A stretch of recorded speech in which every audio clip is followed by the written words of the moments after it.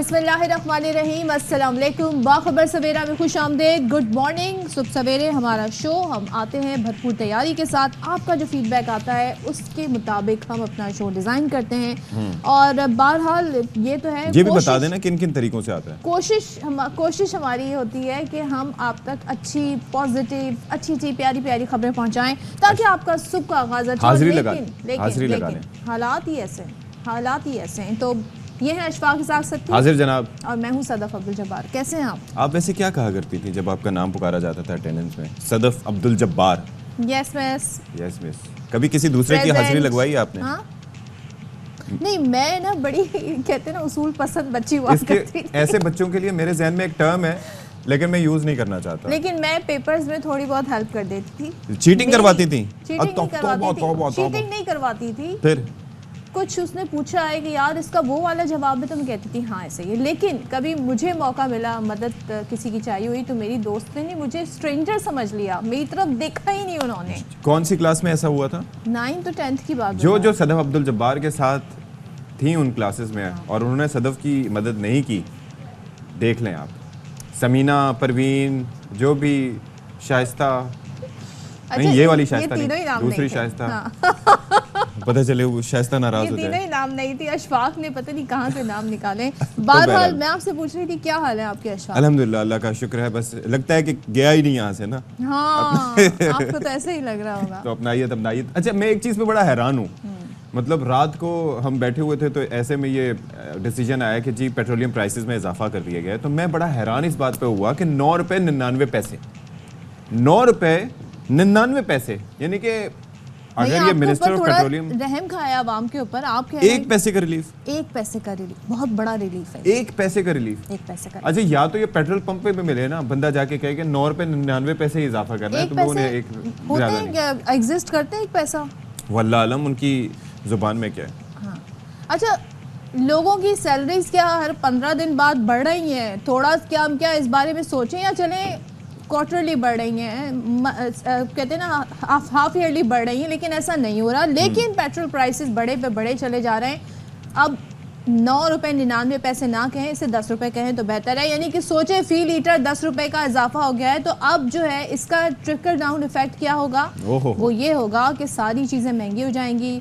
Public transport हो या फिर आप सब्ज़ी ख़रीदने जाएं, कोई भी चीज़ आप ख़रीदेंगे वो आपको तौजी ये देंगे कि जी क्योंकि सप्लाई जो होती है वो गाड़ियों पर होती है और उसके लिए पेट्रोल और डीजल चाहिए होता है, तो इस वजह से ये सारा इजाफा किया गया। अच्छा, हम यहाँ पे सिर्फ पेट्रोल की बात नहीं कर रहे हैं, आगे आपको हाई स्पीड डीजल का बता देते हैं। इसमें 6 रुपये 18 पैसे इजाफा किया गया है। तो नई कीमत डीजल की 283 रुपये 63 पैसे फ़ी लीटर हो गई है। मट्टी के तेल की कीमत में 1 रुपये से ज़ायद का इजाफा किया।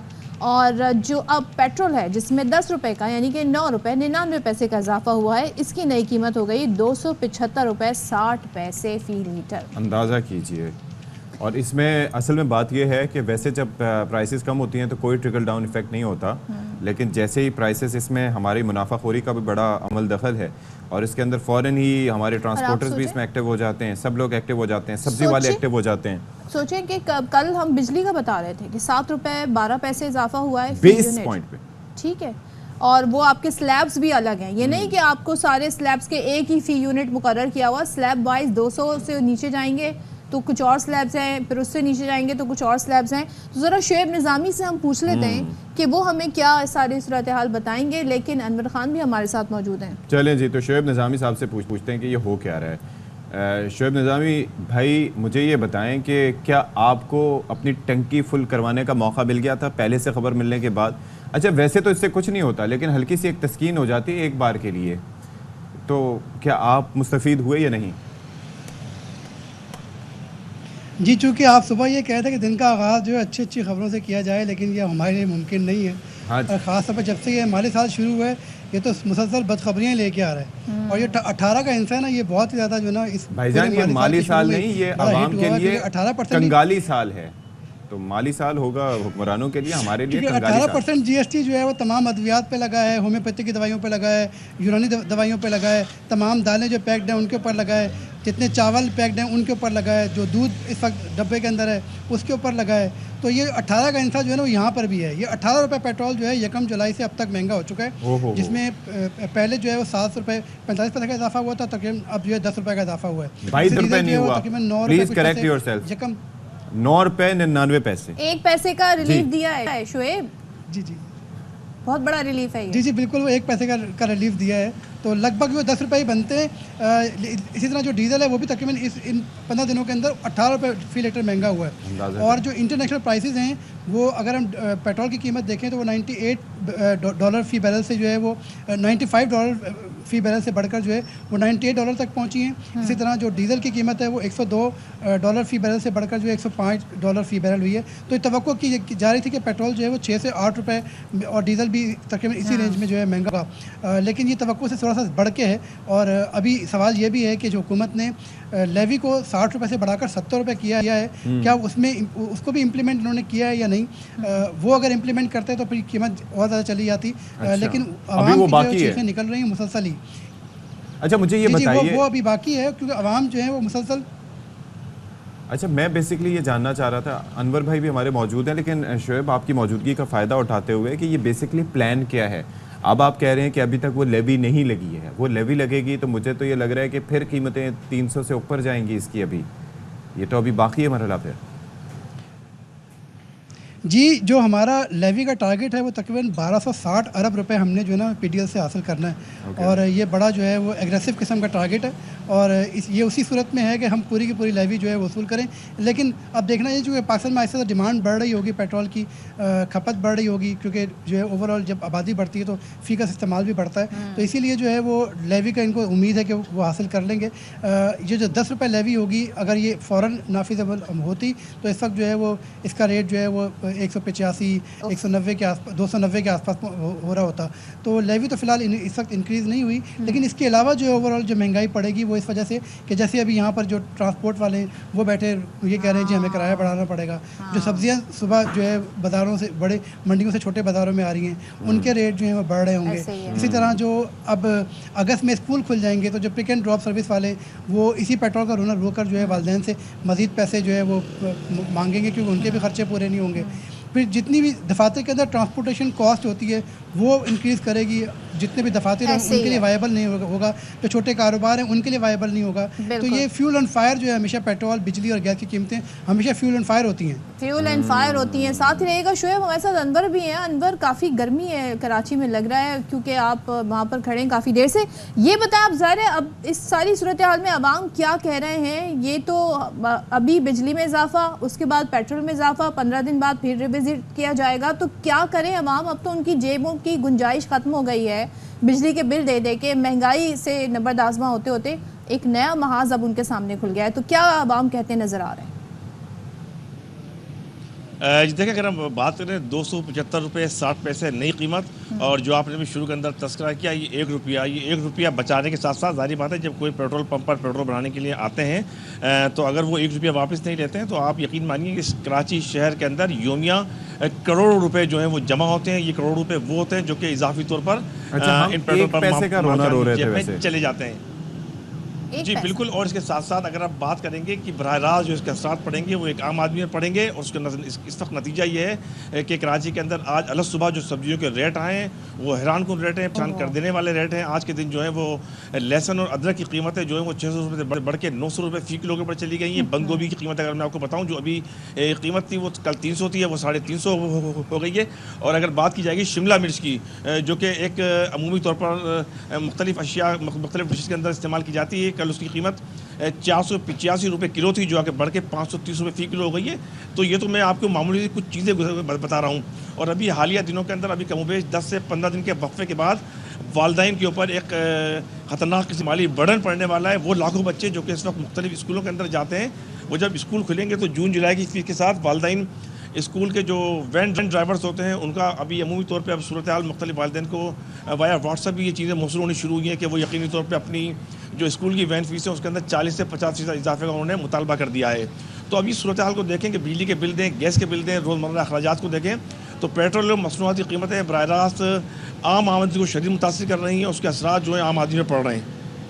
ये तो बहुत ही मुश्किल सूरत हाल होती जा रही है, ये तो अनइमेजिनेबल है सूरत हाल। बहरहाल बहुत शुक्रिया आपका अनवर ख़ान। शोएब निज़ामी इस्लामाबाद से हमारे साथ मौजूद है। और बिजली के बिल्स के बाद जो बेस प्राइस में इजाफा किया गया था, उसके बाद अब पेट्रोल बम भी गिरा दिया गया है। And this is not it, अभी पिक्चर बाकी है, क्योंकि अभी ये जो लेवी का जो टारगेट है, क्योंकि गवर्नमेंट ने अपने एक्सपेंडिचर्स कम नहीं करने, उनकी शाह खर्चियाँ कम नहीं होनी, उन्होंने सरकारी अफसरान के जो प्रोटोकॉल्स हैं वो कम नहीं करने, चलें वज़रा के फिर इनके जो सियासतदानों के हुक्मरानों के समझ आते हैं, तो फिर टैक्स नेट भी इन्होंने नहीं बढ़ाना, ज़रात को इन्होंने टच नहीं करना। मुल्क हमारा फूड सिक्योर कंट्री हुआ करता था, अब इनसिक्योर कंट्री हो गया। बेशतर हमारी चीज़ें गंदम समेत इम्पोर्ट हो रही होती हैं, हमारा दरामदी बिल भी बढ़ चुका है, लेकिन उसके बावजूद हमारा ज़रात के शोबे को टच नहीं किया जाता, फिर उसके बाद रिटेलर्स को टच नहीं किया जाता, उसके बाद किसी भी शोबे पर टैक्स लगाने जाते हैं तो आगे से वो फिर एहतजाज करते हैं और मामला वापस हो जाता है। लेकिन मतलब ये सबकी अपनी अपनी माफियाज बनी हुई हैं, और जो एक सैलरीड क्लास है, बड़ा आसान है सैलरीड क्लास पे मज़ीद टैक्स लगाना। और जिस तरीके से यहाँ पर हम देख रहे हैं कि टैक्स पर टैक्स लग रहे हैं, उसके बाद जो ये वाली महंगाई होती है ना, जिसमें पेट्रोल प्राइस बढ़ जाता है, कभी बिजली के नर्ख बढ़ जाते हैं, कभी कोई छोटी मोटी और नर्ख बढ़ जाते हैं, तो इससे मजीद अवाम पर बर्डन आता है, उसके रिलीफ के लिए कोई बात नहीं करता। और फिर तरजीहात कुछ और लग रही हैं। अब आप ये देखिए, गुज़िश्ता रोज़ की प्रेस कॉन्फ्रेंस अता तारड़ साहब की, वो लग ये रहा है कि सोच कुछ और है। अवाम को रिलीफ देने के लिए भी हो सकता था, लेकिन हुकूमत की जानिब से इस वक्त फोकस है अपने सियासी मुखालिफिन को निशाना बनाने का। तो PTI को जिस तरीके से हमने कहा कि अब पाबंदी लगाने का फ़ैसला किया गया है, और इस हवाले से अता तारड़ साहब ने ऐलान किया। जब इस वक्त सारा फोकस मईशत पर होना चाहिए, आवाम को रिलीफ देने के लिए क्या रास्ते, कौन से ऑप्शंस हैं, उस पर होना चाहिए। लेकिन हमने देखा कल जिस तरीके से ये प्रेस कॉन्फ्रेंस की गई, उसके बाद अच्छा खबरें ये भी हैं कि जो पार्टी इजलास हुआ जिसमें ये फैसला कर रही थी मुस्लिम लीग नून, बिकॉज हुकूमत में उनका सबसे बड़ा शेयर है, तो उसमें बहुत सारे इख्तलाफात भी हो गए। यानी पार्टी के अंदर से ही आवाज़ें आने लगी कि भाई ये फैसला ठीक नहीं है, इस तरीके से हुकूमत जो है वो नहीं करती। आई एम नॉट श्योर इसकी वज़ीद डिटेल्स क्या है, लेकिन हुकूमत जो है इस तरह फैसले नहीं करती कि वो किसी सियासी जमात पर नहीं। उसके अंदर फिर दूसरा एक और पहलू भी होता है कि ये सोच होती है सियासी जमातों में, जब भी इस तरह की कोई चीज़ होती है कि what goes around comes around, कि अगर आप इस तरह का इकदाम आज कर रहे हैं तो कल किसी दूसरी जमात की हुकूमत है तो वो भी अपने किसी सियासी मुखालिफ के लिए ऐसा कर सकती है। लेकिन अब ये है कि आप ये देखिए कि मियां नवाज शरीफ और शहबाज शरीफ साहब की 3 दिन में 3 अहम मुलाकातें हुई। उन मुलाकातों में भी ज़ाहिर है कि इसी मुतालिक बात हुई होगी कि क्या करना है, किस तरीके से करना है। लेकिन एक चीज़ अपनी जगह है जो कि हम रात को भी डिस्कस कर रहे थे, वो ये है कि ये मामला at the end of the day जाएगा सुप्रीम कोर्ट के पास। आर्टिकल 17 के तहत ये मामला इनिशिएट होगा, जिसके मुताबिक जो भी सियासी जमात किसी मुल्क को नुकसान पहुँचाने के दर पे होती है तो उसके खिलाफ ये कार्रवाई की जा सकती है।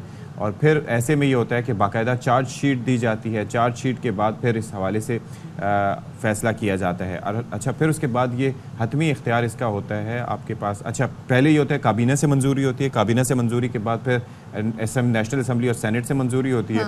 उसके बाद फिर वजारत दाखिला इस हवाले से नोटिफाई करती है, फिर ये मामला जाता है सुप्रीम कोर्ट में 15 दिन के अंदर। It's not an easy process. फिर 15 दिन में रेफरेंस भेजना पड़ता है सुप्रीम कोर्ट ऑफ पाकिस्तान में। फिर सुप्रीम कोर्ट ऑफ पाकिस्तान अगर समझती है कि ये जो चार्ज शीट है, ये जो सारे इल्ज़ामात हैं वो ऐसे हैं कि ये होना चाहिए। अच्छा, ये बेसिकली बैन का मामला नहीं है, ये मामला है सियासी जमात की तहलील का, यानी कि आर्टिकल 17 जो है अलॉन्ग विद द इलेक्शन का जो एक्ट है वो 212 उसके साथ मिला के ये बेसिकली मामला है सियासी जमात की तहलील का। उस पर इलेक्शन कमीशन को कहा जाएगा पार्टी अपनी जगह रहेगी लेकिन उसकी एक्टिविटीज पर बैन होगा। लेकिन ये जो इशफाक मेंशन कर रहे हैं एक डिफरेंट सिनेरियो है। अच्छा, अब क्या हुआ है कि जी पाबंदी किस तरह लग रही है? जो बानी PTI हैं, साबिक सदर आरिफ अलवी, कासिम सूरी, साबिक स्पीकर, डिप्टी स्पीकर जो रहे कौमी असम्बली के, उन पर आर्टिकल 6 लगाने के लिए रेफरेंस, जैसे कि अशफाक कह रहे हैं, ये एक सेपरेट मामला है, ये 2 चीजें। हाँ, ये एक चीज़ अलग है और सुप्रीम कोर्ट फिर ये मामला, ये रेफरेंस भेजा जाएगा। अब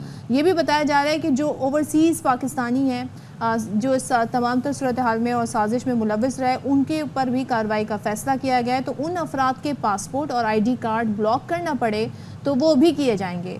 और साथ ही ये भी कहा जा रहा है कि मुल्क से गद्दारी पर एक करारदाद भी लाई जाएगी। और तलाल चौधरी भी कल इस हवाले से प्रेस कॉन्फ्रेंस कर रहे थे, कहते हैं कि उम्मीद है इंसाफ होगा, पसंद या नापसंद तरफदारी नहीं होगी। ज़रा सुन लेते हैं वो क्या कह रहे हैं। अच्छा, फिर अब ये हुआ है कि नून लीग की जानिब से एक तो नज़रसानी अपील दायर कर दी गई है, ये जो मखसूस नशस्तों से मुतालिक 12 जुलाई को फ़ैसला आया था, एक तो ये किया गया है, दूसरा साथ ही साथ इस फैसले पर हुक्म इम्तना जारी करने का भी एक इस्तदा की गई है। फिर दूसरी चीज़ तो अदालत जारी करेगी। जी। अच्छा। लेकिन उन्होंने इस्तदा की है ना कि आप जारी कर दें अदालत से। अच्छा, मौक़िफ़ ये अपनाया कि PTI ने तो मखसूस नशस्तों की बात की ही नहीं थी, इस्तदा की ही नहीं थी, और आइन वाज़ेह है कि आज़ाद उम्मीदवारों की शमूलियत 3 दिन में ही हो सकती है, केस के हतमी फैसले तक हुक्म इम्तना दिया जाए। ये बेसिकली उनकी प्ली है इससे मुताल्लिक़। अच्छा, अब क्योंकि ज़ाहिर है जब ये तमाम तर प्रेस कॉन्फ्रेंस हुई, नून लीग के गुजरा और नून लीग के रहनुमा आकर उन्होंने गुफ्तगू की, तो PTI की तरफ से भी इस पर फिर रद्द अमल आया है। चेयरमैन PTI बैरिस्टर गौहर ये फरमाते हैं कि हमारी मखसूस नशिस्तें रोकने के लिए जो बयानात दिए गए हैं, हर जगह अपनी पार्टी और अपने कारकुनों का दिफा करेंगे। उमर अयूब कहते हैं कि इनकी ख्वाहिश हो सकती है कि पाबंदी लगा दें।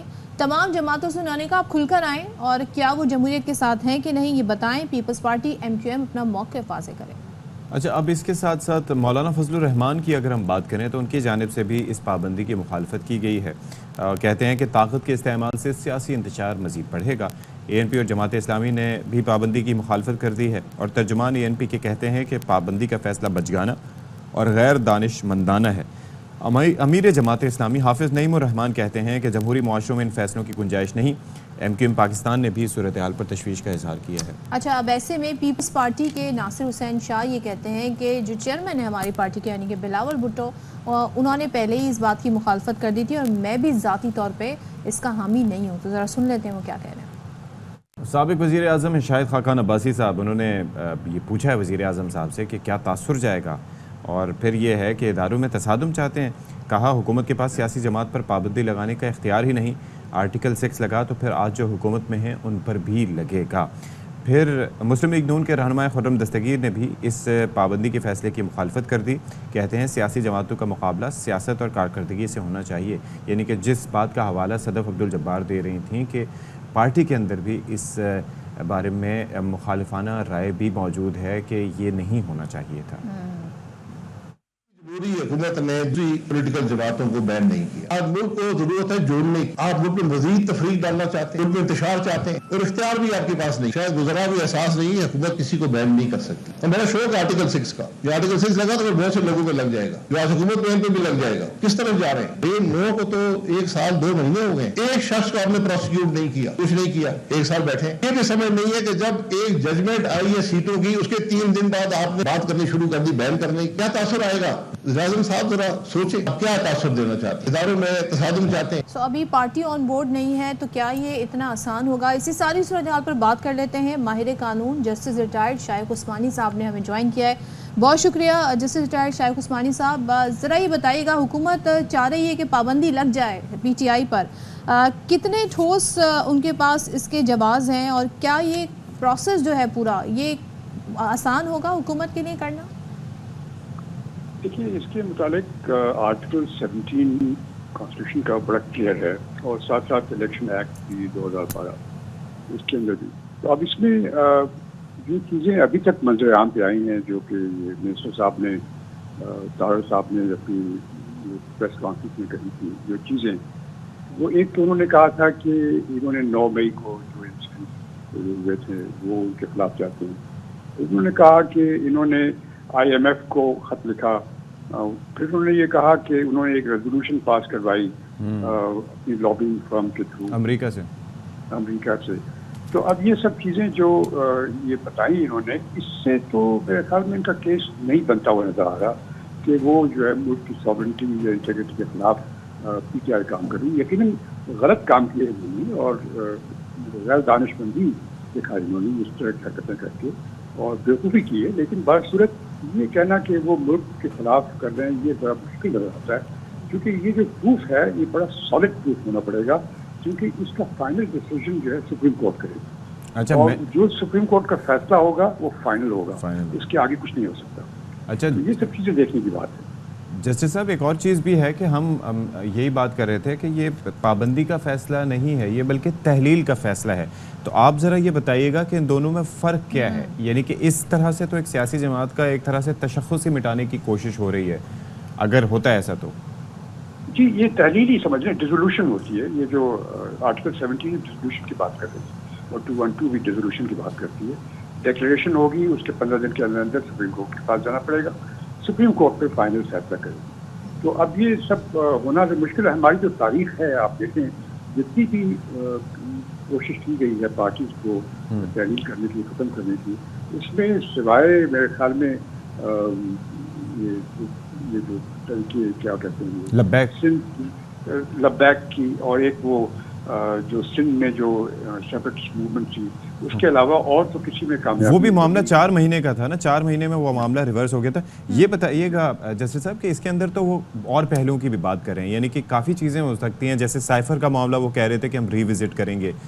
फिर इसके साथ साथ और भी वो ममनुआ फंडिंग वाला मामला आर्टिकल 17 में उसका भी तस्करा आपके पता है, उसका तो डिसीजन भी आ चुका है। कासिम साहब की जो रूलिंग है, देखिए अब ये सब चीज़ें जो है ना, ये सब ऑलरेडी कोर्ट के सामने है और कोर्ट के जो फैसले होंगे उसी के से फिर अखज़ किया जाएगा कि वो क्या कहती है कोर्ट। लेकिन ये कहना कि वो डायरेक्ट प्रूफ है, ये मेरे ख्याल में ज़रा मुश्किल नज़र आ रहा है मुझे। ये अलग बात है कि क्या पता सीक्रेट सर्विसेज के पास कोई ऐसी चीज़ हो जो कि अभी तक मंजर पे नहीं लेके आए। कासिम साहब की जो रूलिंग है, जस्टिस साहब जो रूलिंग है जिसकी बुनियाद पर आर्टिकल 6 लगाने की बात हो रही है साबिक सदर आरिफ अलवी पर, बानी PTI पर, कासिम सूरी पर, अदालत ने इस हवाले से क्या कुछ क्लैरिटी दी थी जो बाद में उसके फॉलो अप केसेस हुए थे?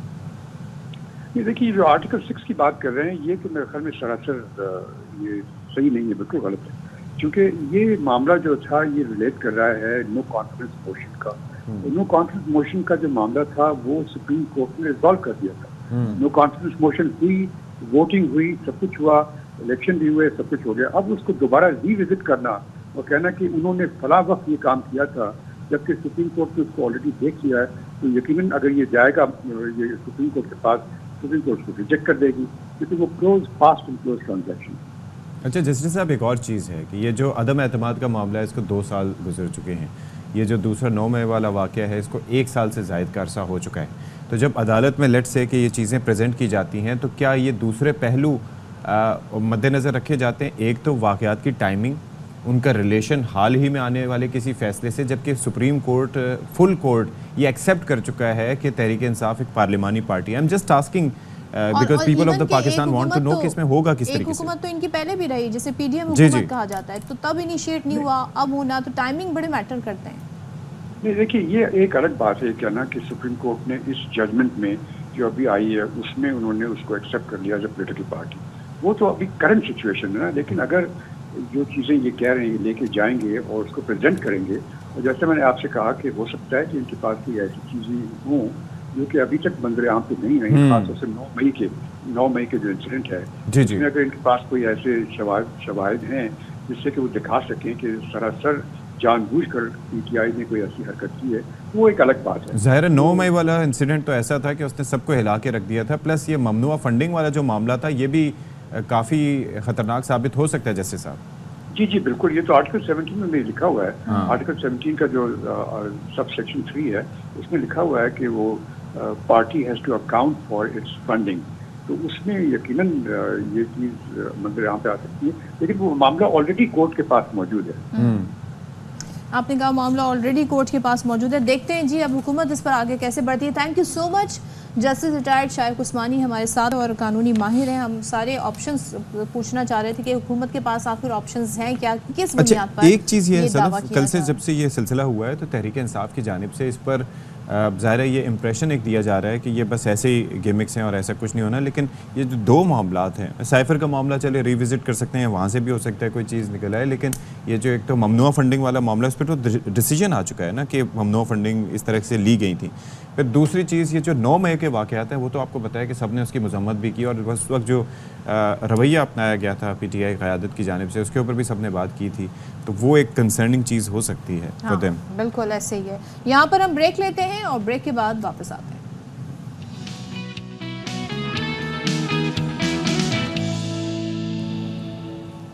Welcome back once again. और अब ज़रा मौसम का हाल आपको बता दें, सियासी जो इस वक्त उतार चढ़ाव है वो तो हम बता रहे हैं, मौसम ने भी बड़े अपने तेवर बदल लिए हैं, कभी कुछ ऐसा। कराची का मौसम कैसे हो गया है, तो शहर इतना बड़ा है, शहर तो पहले से इतना बड़ा था आबादी बहरहाल बढ़ रही है, लेकिन उस शहर का में हुदूद अरबा भी वसी होता जा रहा मतलब है। ये भी तो शहर देखिए। कैसे, आप सोचें कल कहीं पर शदीद गर्मी थी, तो कहीं से ये खबरें भी आ रही हैं कि बादल भी बरसे हैं जी थोड़े। गिल्टी, हमारी तरफ भी हल्की आपकी फुल्की तरफ बादल बरसे? हल्के फुल्के, मतलब ये रहा कि मौसम थोड़ा खुशगवार हुआ, हल्की फुल्की बूंदाबांदी एटसेट्रा एटसेट्रा। मैं तो ये कहता हूँ कि हमारे यहाँ ना चंद छींटें, यानी कि आपके छत से कोई पानी के छींटे भी फेंक दे तो उसको आप भी उसी पे बारिश खुश हो गए? तस्वुर कर लेना चाहिए, क्योंकि हमारे यहाँ इसी तरह की बारिश होती है भाई। यही है, चाहिए तो ले लो, नहीं तो नहीं, बस बात इतना ही खत्म। होगा बस, इतना ही है, इतना इतने ही पैसों में इतना ही मिलेगा। तो बात यह है कि आज की कहानी थोड़े से बयान कर देते हैं कि गर्मी की शिद्दत में मज़ीद इजाफे का खदशा है। दर्जा हरारत 39 से 41 तक जाने और शिद्दत 48 से 50 तक महसूस होगी। समंदरी हवाएं अच्छा, बंद मुझे हैं। गर्मी से ज़्यादा शिद्दत से नफरत हो गई शिद्दत और नमी का तनासुब ज़्यादा होना, तो ह्यूमिडिटी ज़्यादा हो तो वो आपको ज़्यादा फील होती है। तो यहाँ की गर्मी ऐसे होती है। अच्छा, 19 और 20 जुलाई को तेज़ बारिश का इम्कान है, यानी कि 2 मिलीमीटर तक। तेज़ बारिश 2 मिलीमीटर है यहाँ। हमारे यहाँ तो ऐसे ही होता है। पूरे मुल्क की बात करें तो सूरत हाल अलग है। अभी तो हम सिर्फ कराची की बात करें। अच्छा, मुल्क के दीगर हिस्सों में माशाल्लाह से अल्लाह नज़र से बचाए, मानसून का एक और तगड़ा स्पेल मुतवक्के है। क्या बात है? मौसम का हाल बताने वालों का कहना है, आई लव दिस सेंटेंस, मौसम का हाल बताने वालों का कहना है कि इस्लामाबाद, पंजाब और बालाई खैबर पख्तूनख्वा के बेशतर इलाकों में, जबकि मशरकी ज़ेरी सिंध और बलूचिस्तान के कुछ इलाकों में बरसात होगी और तूफ़ानी बारिश भी हो सकती है। अल्लाह ताला ये जो बलूचिस्तान के इलाके हैं जहाँ पर कच्चे घर हैं, जहाँ पर सही इंफ्रास्ट्रक्चर नहीं है, वहाँ पर अल्लाह ताला लोगों के हाल पे रहम करे। अच्छा, चित्राल में बारिश के बाद सैलाबी सूरत हाल का सामना है और बरोज़ गाँव में अब बारिश के बाद पानी घरों में दाखिल हो गया है और लोगों की महफूज मकामात पर मुंतकली हो रही है। सदफ, चलें तो हम ज़रा शामिल कर लेते हैं जो मौसम का हाल बताते हैं, अब उन्हीं से जान लेते हैं। चीफ मेट्रोलॉजिस्ट सरदार सरफराज साहब ने हमें ज्वाइन किया है। सरदार सरफराज साहब, बहुत शुक्रिया। अब पहले तो ज़रा मुझे बताएं कल हुआ क्या कराची शहर में। अब हमने पहले से ही सुन लिया था मंडे, ट्यूसडे, वेडनेसडे जो हफ्ता आ रहा है इसके 3-4 दिन बड़े शदीद गर्म रहेंगे, लेकिन कल कहीं बादल बरसे हैं। सो ये क्या हो रहा है शहर में, ज़रा थोड़ा सा इस पर रोशनी डालिएगा। जी बहुत शुक्रिया। देखें, कराची में वही जैसे कहा गया था 3 दिन तो गर्मी है बेसिकली ना, लेकिन शाम में कुछ उसी गर्मी की वजह से कुछ बिल्डअप लोकल डेवलपमेंट उसे आप कह लें, कुछ उधर से जो लो प्रेशर मौजूद है एक्चुअली उसमें लोअर एटमॉस्फेयर में ज़्यादा उसके असरात हैं, वो इंडियन, गुजरात और अरेबियन सी के ऊपर दोबारा से एक तरह से जैसे पिछले दिनों में बना था तो उसने बहुत दिनों तक गर्मी क्रिएट किए रखी थी। तो वही सूरत हाल है अभी फिर भी 3 दिन के लिए एटलीस्ट। एक दिन तो उसमें से गुजर गया, तो उसी के बाद लोकल डेवलपमेंट हुई कल और कहीं कहीं गरज चमक हुई और कहीं बिल्कुल ट्रेसेस यानी ड्रिजल वगैरह ही हुई, कोई इतनी खास बारिश नहीं हुई। कहीं यहाँ शुमाली जो पट्टी होती है वही गडाब और बैरिया वैरिया उन इलाकों में कहीं कहीं हो गई बारिश। तो आज भी इसी तरह का ये इम्कान है इत्तेफाक से, आज और कल दोनों दिन। अच्छा। शाम में, दिन में तो खूब गर्मी रहेगी, 39-40 तक जा सकता है टेम्परेचर, और जाहिर है उसके साथ ह्यूमिडिटी भी बहुत ज्यादा है, तो हॉट एंड ह्यूमिड वेदर। 19-20 को तेज बारिश, 19-20 को तेज बारिश, ये तेज बारिश कितनी तेज बारिश? नहीं सॉरी, कोई इतनी बहुत तेज बारिश नहीं है, वो सोशल मीडिया को बहुत ज्यादा हाइप क्रिएट कर देता है, तो ऐसा कोई इतनी तेज वो भी नहीं है, कोई मॉडरेट टाइप ही है लग रहा है। मैंने पहले ही कह दिया था, मुझसे इन्होंने पूछा तेज कितनी होगी, मैंने कहा 2 मिलीमीटर, 1 फुट से 2। अच्छा सरदार साहब, मैं एक और चीज़ कह रहा था, शाम का बता रहे थे कि हाँ, शाम ठंडी हो जाएगी, तो शाम में कुछ बेहतरी होगी सरदार साहब?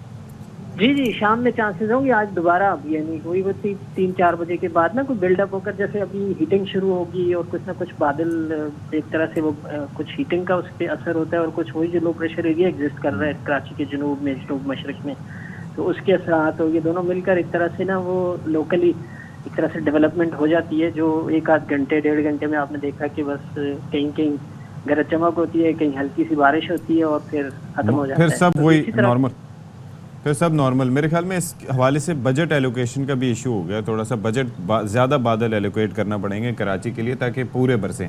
मैं एक चीज़ ये कह रहा था सरदार साहब कि आज से माशाल्लाह आपको खासा वक्त हो गया है महकमा मौसमियात में, पहले ये जो फील्स लाइक वाला चक्कर है नहीं होता था, अब ये जो शिद्दत अलग से आप लोग महसूस करवाते हैं ना, इससे हमें ज़्यादा परेशानी होती है। तो ये क्यों कि ये करते हैं आप लोग ऐसा?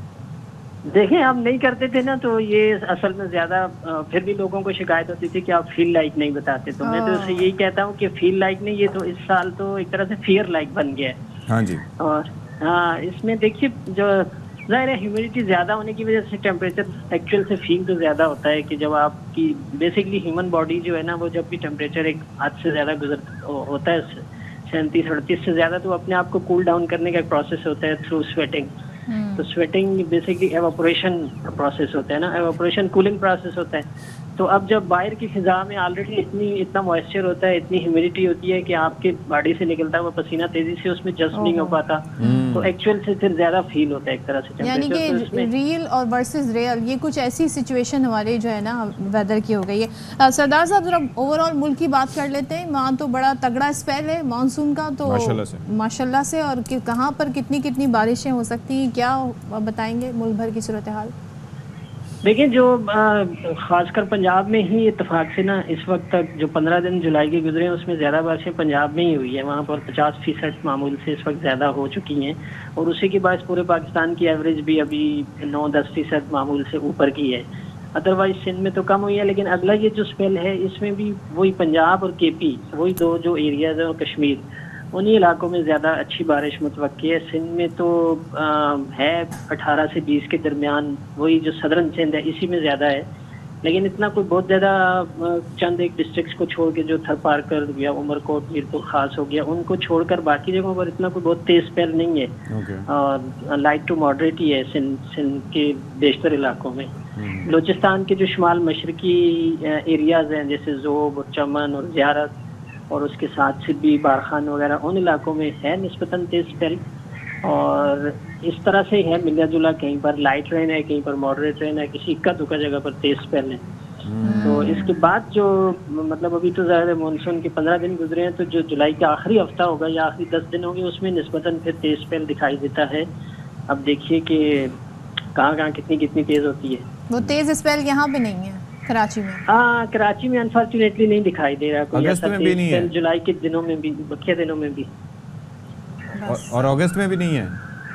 अगस्त में तो खैर मायूस नहीं होना चाहिए, हम तवक्को कर सकते हैं अगस्त में, क्योंकि अगस्त का तो पूरा महीना अच्छी बारिशें होती है। मानसून और सॉरी जुलाई से भी अगस्त की ऑन एवरेज भी देखा जाए तो ज्यादा होती है, तो होपफुली कि अगस्त में फिर अच्छी बारिश। अच्छा, मुझे लगता है बचपन में हमने वो शेर ज्यादा पढ़ा है, इन बारिशों से दोस्ती अच्छी नहीं, कच्चा तेरा मकान है, कुछ तो ख्याल कर। तो इसका मतलब हमें दुआएं करनी ज़्यादा चाहिए बारिशों के लिए। Thank you so much. अब अपनी दुआओं में जहाँ पर आप ये दुआ करते हैं ना कि मोबाइल ना छीने, अल्लाह मियाँ मेरा आज मैं साथ खैरियत से घर वापस आ जाऊँ, तो उसमें एक दुआ ये भी शामिल कर लें कि ठीक ठाक मॉडरेट बारिश हो जाए, ताकि हमारी ज़िंदगी में जो गर्मी एक अजीब सा एक सिचुएशन क्रिएट की हुई है।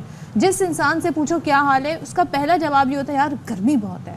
मतलब हम हाल पूछ रहे हैं, जवाब वो हमें मौसम से रिलेटेड दे रहे हैं। तो क्या करें भाई, इंसानी मिजाज पे सबसे ज़्यादा लोग अच्छे दिनों से ज़्यादा गर्मी के जाने का वेट कर रहे हैं कि सर्द दिन कब आएंगे। अच्छे दिन तो बाद में आ जाएंगे, लेकिन सर्द दिन की बात अच्छा, मैं ये अर्ज़ कर रहा था कि कुछ लोग जो हैं वो अल्लाह ताला ने जिनको इस्तिताअत दी है बेहद, वो मौसम का फ़ायदा उठाने के लिए बैरून मुल्क चले जाते हैं, यूके, कुछ लोग अमेरिका भी चले जाते हैं, ठीक है, और बाकी जो लोग होते हैं जो अफोर्ड कर सकते हैं वो चले जाते हैं। मतलब जन्नत नज़ीर इलाके पाकिस्तान में इतने मौजूद हैं, कुछ गिलगित बल्तिस्तान जाते हैं, कुछ मरी जाते हैं, कुछ कागान, नारान जाते हैं।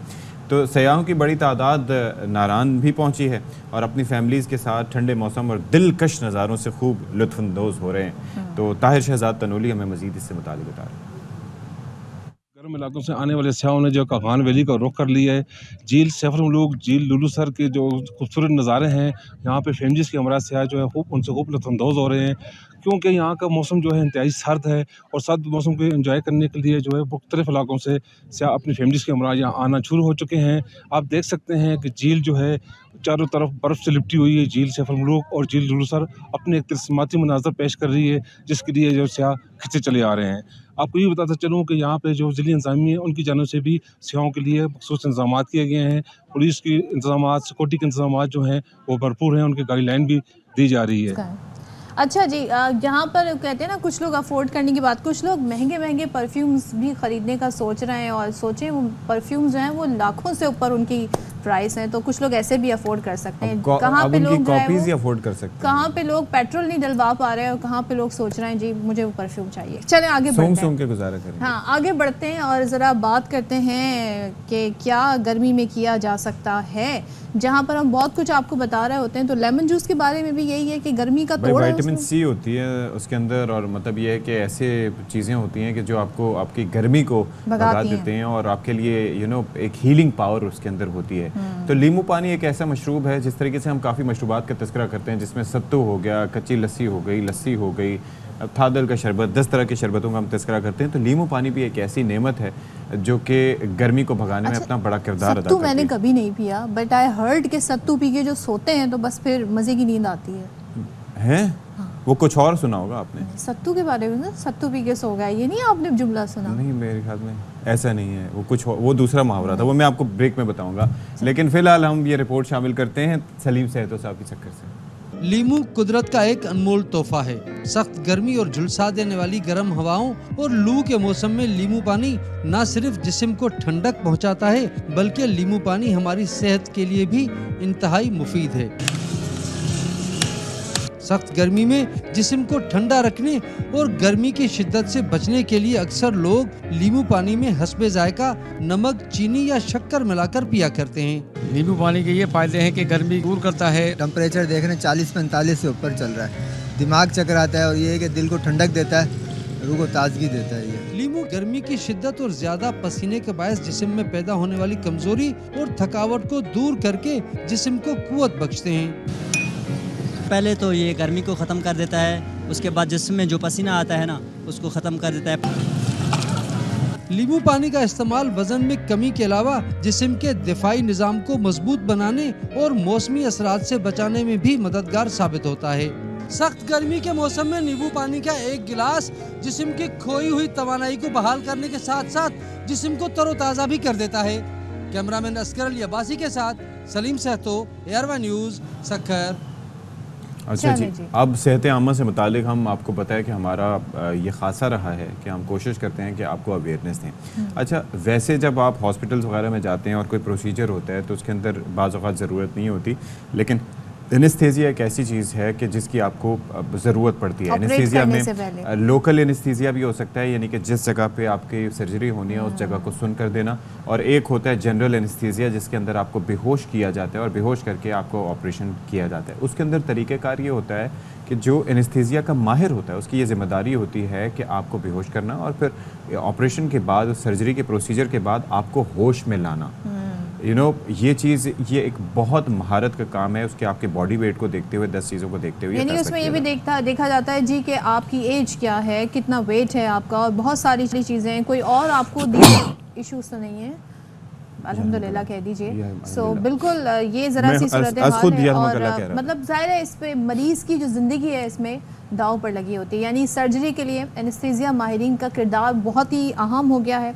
अब पाकिस्तान की ज़रा सी हम आपको बता दें कि सरकारी अस्पतालों में हालत यह है कि एनेस्थीसिया माहिरीन ना होने की वजह से बहुत सारे ऑपरेशन जो हैं वो पोस्टपोन हो जाते हैं, और ये एक मामूल की एक रूटीन बन गई है। अब मामूली ऑपरेशन के लिए भी मरीज़ों को बहुत ज़्यादा इंतज़ार करना पड़ता है। अच्छा, अब आप सोचें कि जब यहाँ शहरों में ये सूरत हाल है तो फिर देही इलाकों में क्या हालात होंगे, और फिर मयार किस तरह का है ये भी देखना बहुत ज़रूरी है। तो इस पर बात कर रहे थे head of department anaesthesia and ICU Allama Iqbal medical college Jinnah अस्पताल लाहौर, प्रोफेसर डॉक्टर मोहम्मद अशरफ ज़िया साहब इस वक्त हमारे साथ हैं। Thank you so much Zia sahab हमें वक्त देने के लिए। सबसे पहले तो बताइएगा कि जो एनेस्थीसिया माहिरीन है कितनी इंपॉर्टेंस है इनकी, और हम लोग तो बड़ा ऐसे एक रूटीन समझते हैं, लेकिन माहिरीन का ना होना और चीज़ों का ख्याल नहीं रखना कि पेशेंट की क्या रिक्वायरमेंट है, ये कितना मैटर करता है। जी अस्सलाम वालेकुम। सबसे पहले आई एम वेरी थैंकफुल कि आप लोगों ने मुझे इनवाइट किया यहाँ पे इस प्रोग्राम में। आपने बहुत ही एक जो सेंसिटिव टॉपिक है वो आपने सिलेक्ट किया है। मैं सबसे पहली जो बात करूँगा कि जब भी आप कोई सर्जरी के लिए कहीं पे आप मूव करते हैं, आप सर्जन को ढूंढते हैं तो आपकी कोशिश होती है कि जो सबसे अच्छा सर्जन हो हम उसको तलाश करें, कि जिसकी रेप्यूट बड़ी अच्छी हो और जो बड़ा अच्छा सर्जन हो।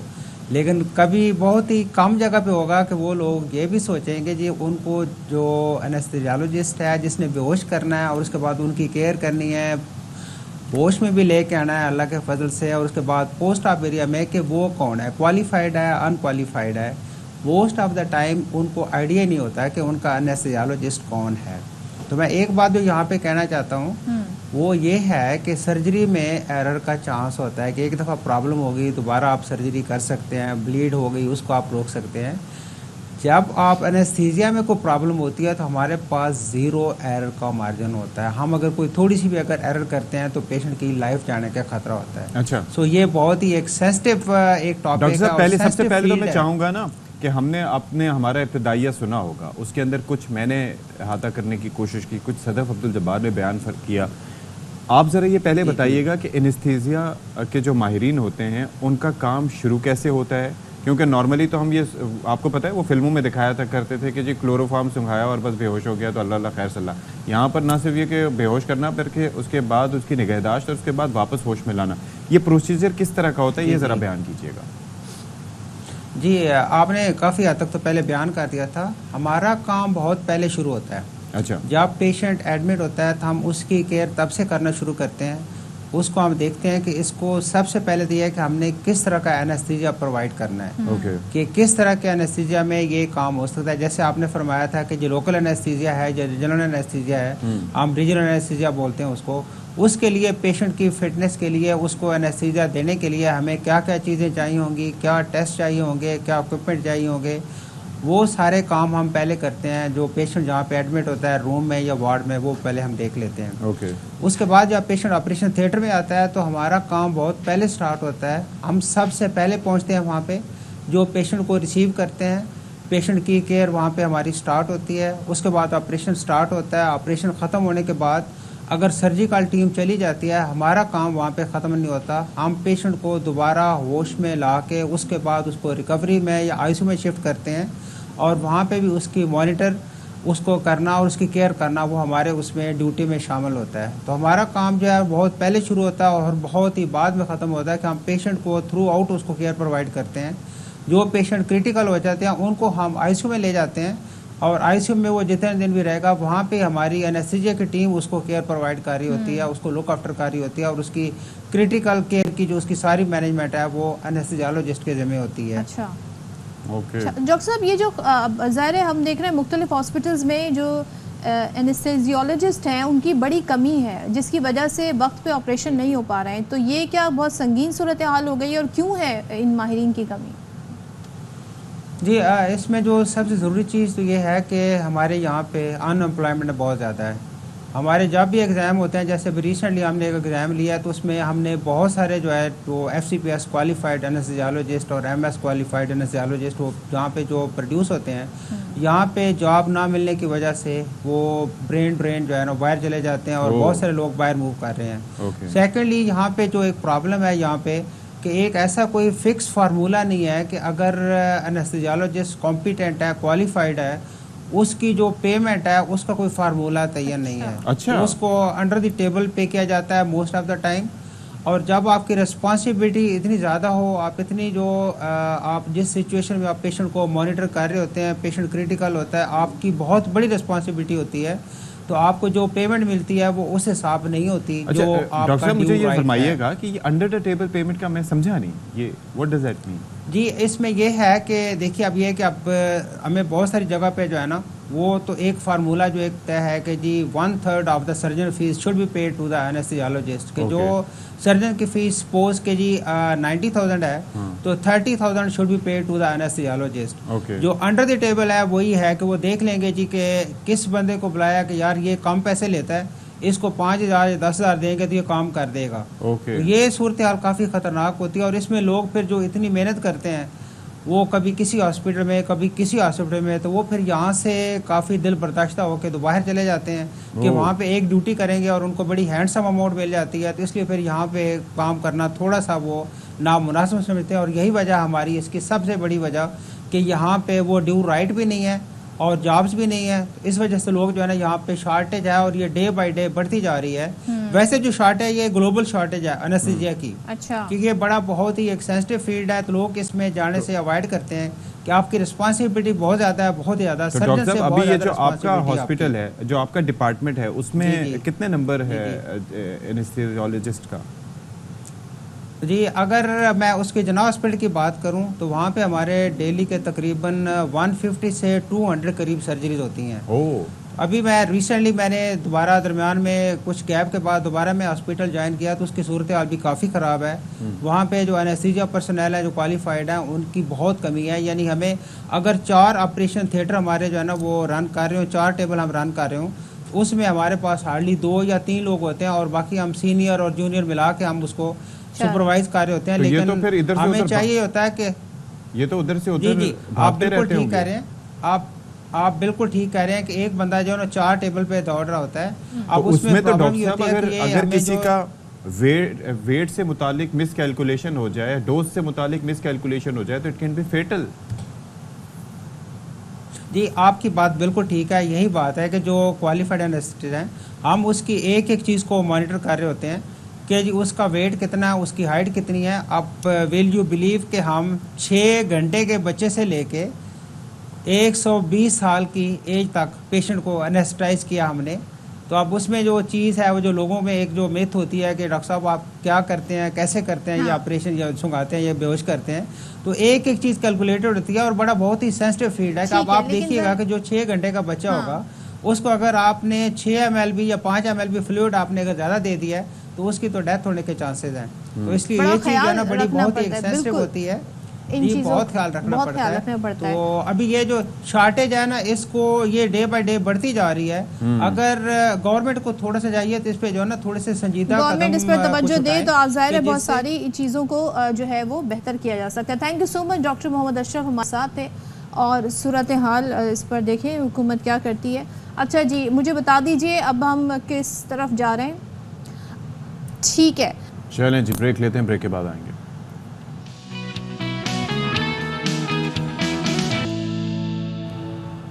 बिस्मिल्लाहिर्रहमानिर्रहीम, अस्सलाम वालेकुम। क्या आपने सर्द आह भरी है? क्यों? मुझे छींक आते आते रुक गई। अच्छा, वैसे एक चीज़ है, आपने ये देखा होगा कि 9 से 10 बजे में एंड पे हम जब एनेस्थीसिया के बारे में बात करने जा रहे थे तो मुझे छींक आई। अच्छा, मैंने उसको रोकने की कोशिश नहीं की।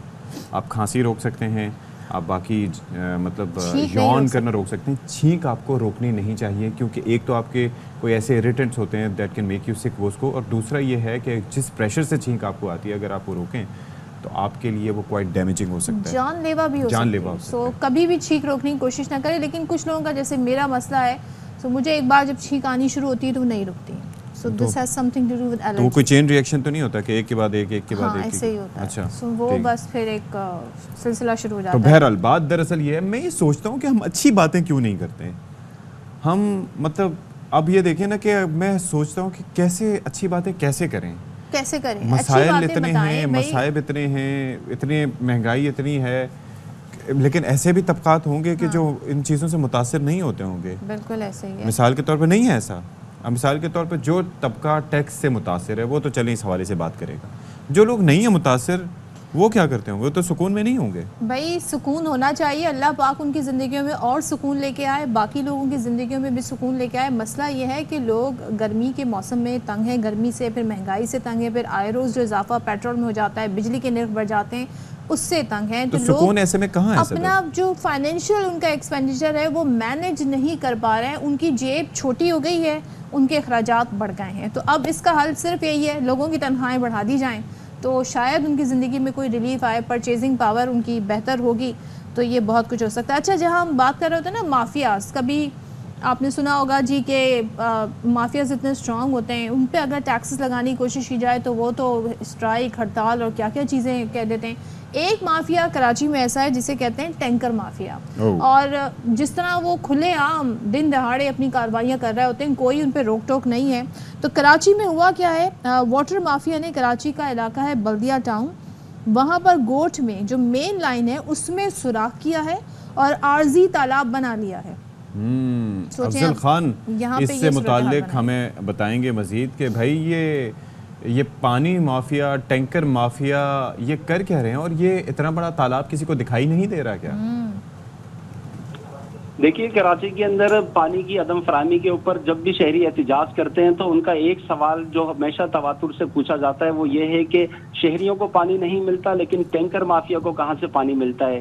तो इस सवाल का जवाब जो है वो सामने आ गया है। बल्दिया टाउन कट्टू गोट की एक वीडियो मंजर आम पे आई है जिसमें देखा जा सकता है कि पानी चोर माफिया ने जो मेन लाइन है उसको फाड़कर आर्जी तालाब बना लिया है और इस आर्जी तालाब में जमा पानी को टैंकर माफिया जो है वो टैंकर्स के जरिए आवाम को महंगे दामों में बेच रही है।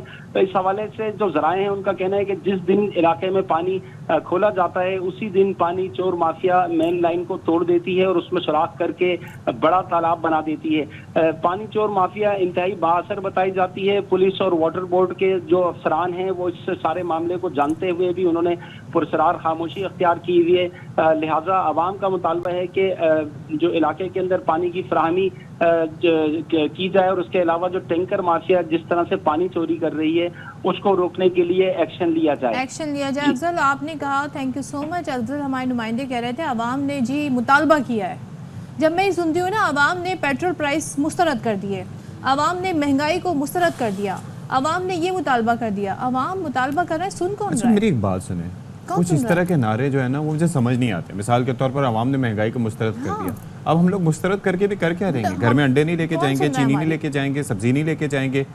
हमारे एक दोस्त शिमला मिर्च का बता रहे थे कि वो 400 रुपये से ऊपर हो गई है, अब वो फिर भी हम लेके जाएंगे कि जी हमने लेना है। मुस्तरद करने का ये तो वही बात हो गई कि किसी को मुल्क की तरफ मैली आंख से देखने की इजाज़त नहीं देंगे, वो तो जस्टिफाइड है, एक अलग चीज़ है। लेकिन उससे हटके जो हम कहते हैं कि कानून से किसी को खिलवाड़ नहीं करने देंगे, हम ये किसी को नहीं करने देंगे, तो it seems next to impossible. वही वाली बात है कि या अब तो ये है ना कि आवाम को हम रिलीफ देंगे और रिलीफ हम आवाम की ज़िंदगी में ले आए, तो ये एक ऐसे कुछ बन गए हैं जुमले जिनका हकीकत से कोई ताल्लुक नहीं है। आवाम बस एहतजाज ही कर रहे हैं, अपनी दुख भरी दास्तान सुना देते हैं, कभी कोई मीडिया जर्नलिस्ट उनके पास पहुंच जाता है तो उससे बात कर लेते हैं, अदरवाइज़ आवाम क्या कर सकते हैं। अब यहाँ पर अशफाक जो शुरू में बात कर रहे थे ना कि हम अच्छी बातें क्यों नहीं करते, हम पॉजिटिव बातें क्यों नहीं करते, कैसे करें, क्योंकि महंगाई इतनी है और ये उस महंगाई का असर हम आपको नहीं बताने जा रहे हैं जो अब होगा पेट्रोल प्राइस बढ़ने के बाद। ये जो हफ्तावार जो महंगाई के जो स्टैटिस्टिक्स आते हैं ये वो हम आपको बताने जा रहे हैं कि मुल्क में महंगाई की जो शरह है उसमें इजाफे का रुझान जारी है। पिछले दिनों मुझे याद है हुकूमत बड़ा सेलिब्रेट कर रही थी कि देखें जी 6 महीने से ये जो बढ़ती शरह थी ना महंगाई की, इसको हमने एक जगह रोका हुआ है।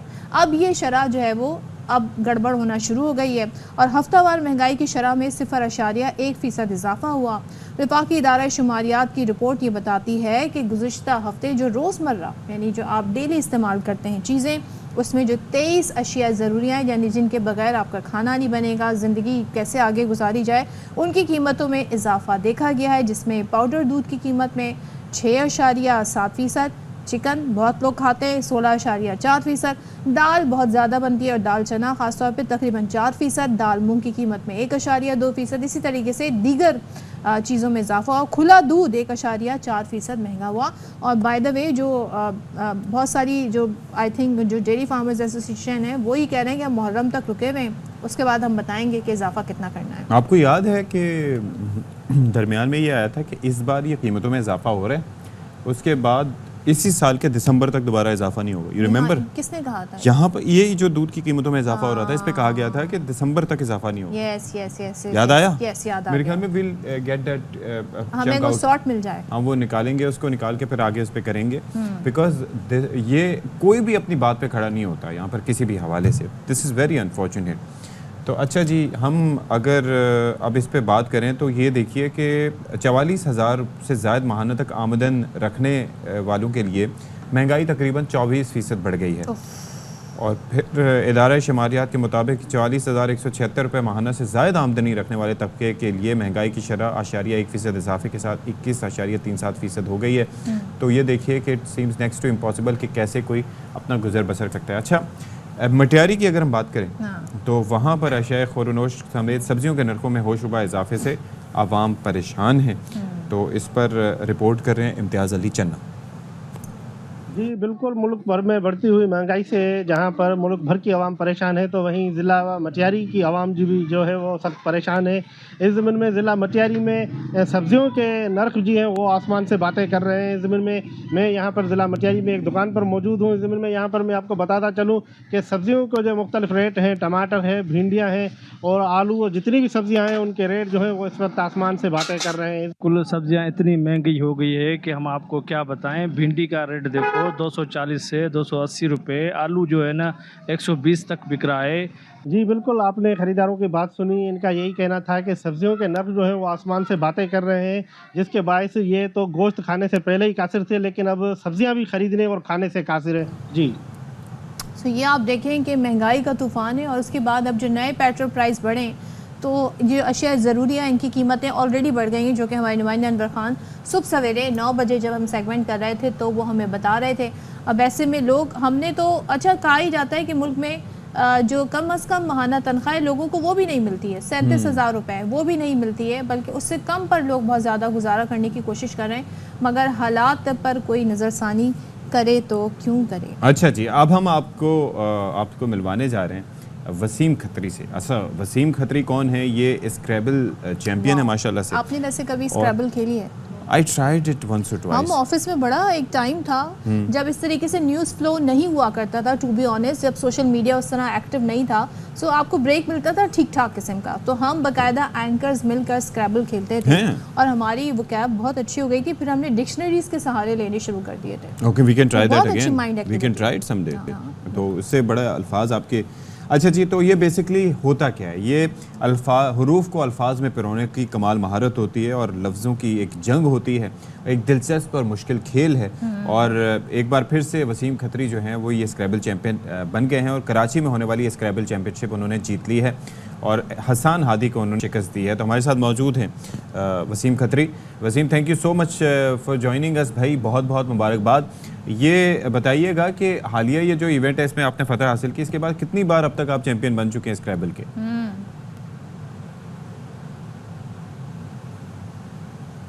वालेकुम सलाम, thank you so much for joining.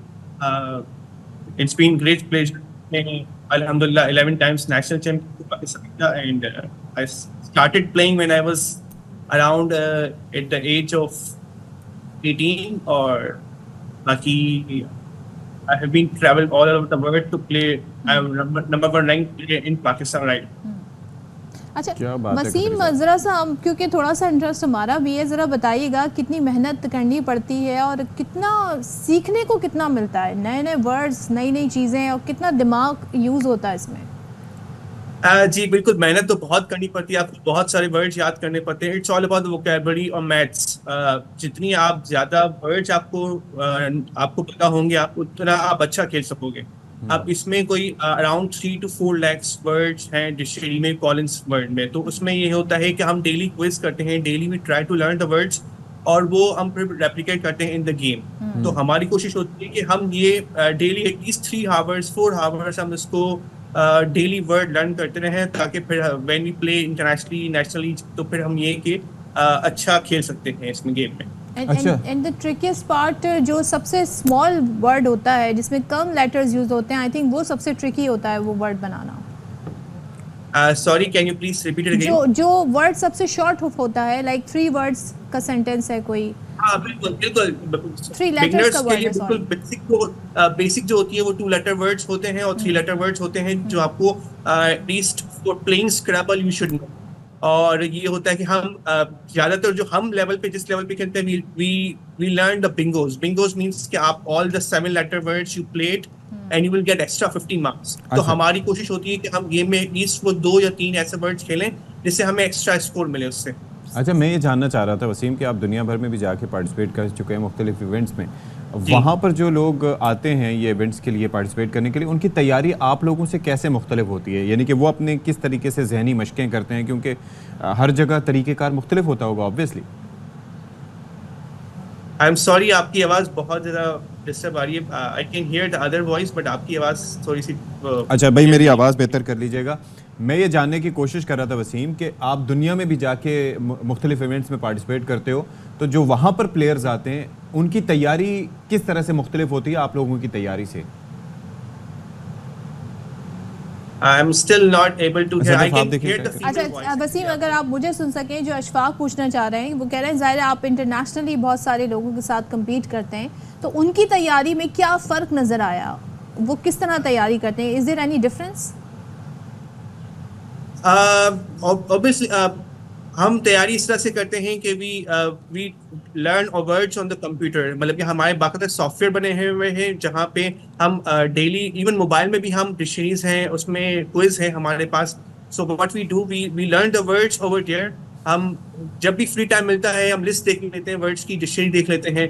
तो we have all the apps available every time. So whenever we are free, anywhere we are traveling, so we just see the list and try to learn whatever we can do. चलें, बहुत शुक्रिया Waseem, thank you so much. और हम दुआ गो हैं कि आगे आने वाले जो इवेंट्स होंगे उसमें इसी तरीके से आप कामयाबियाँ समेटें.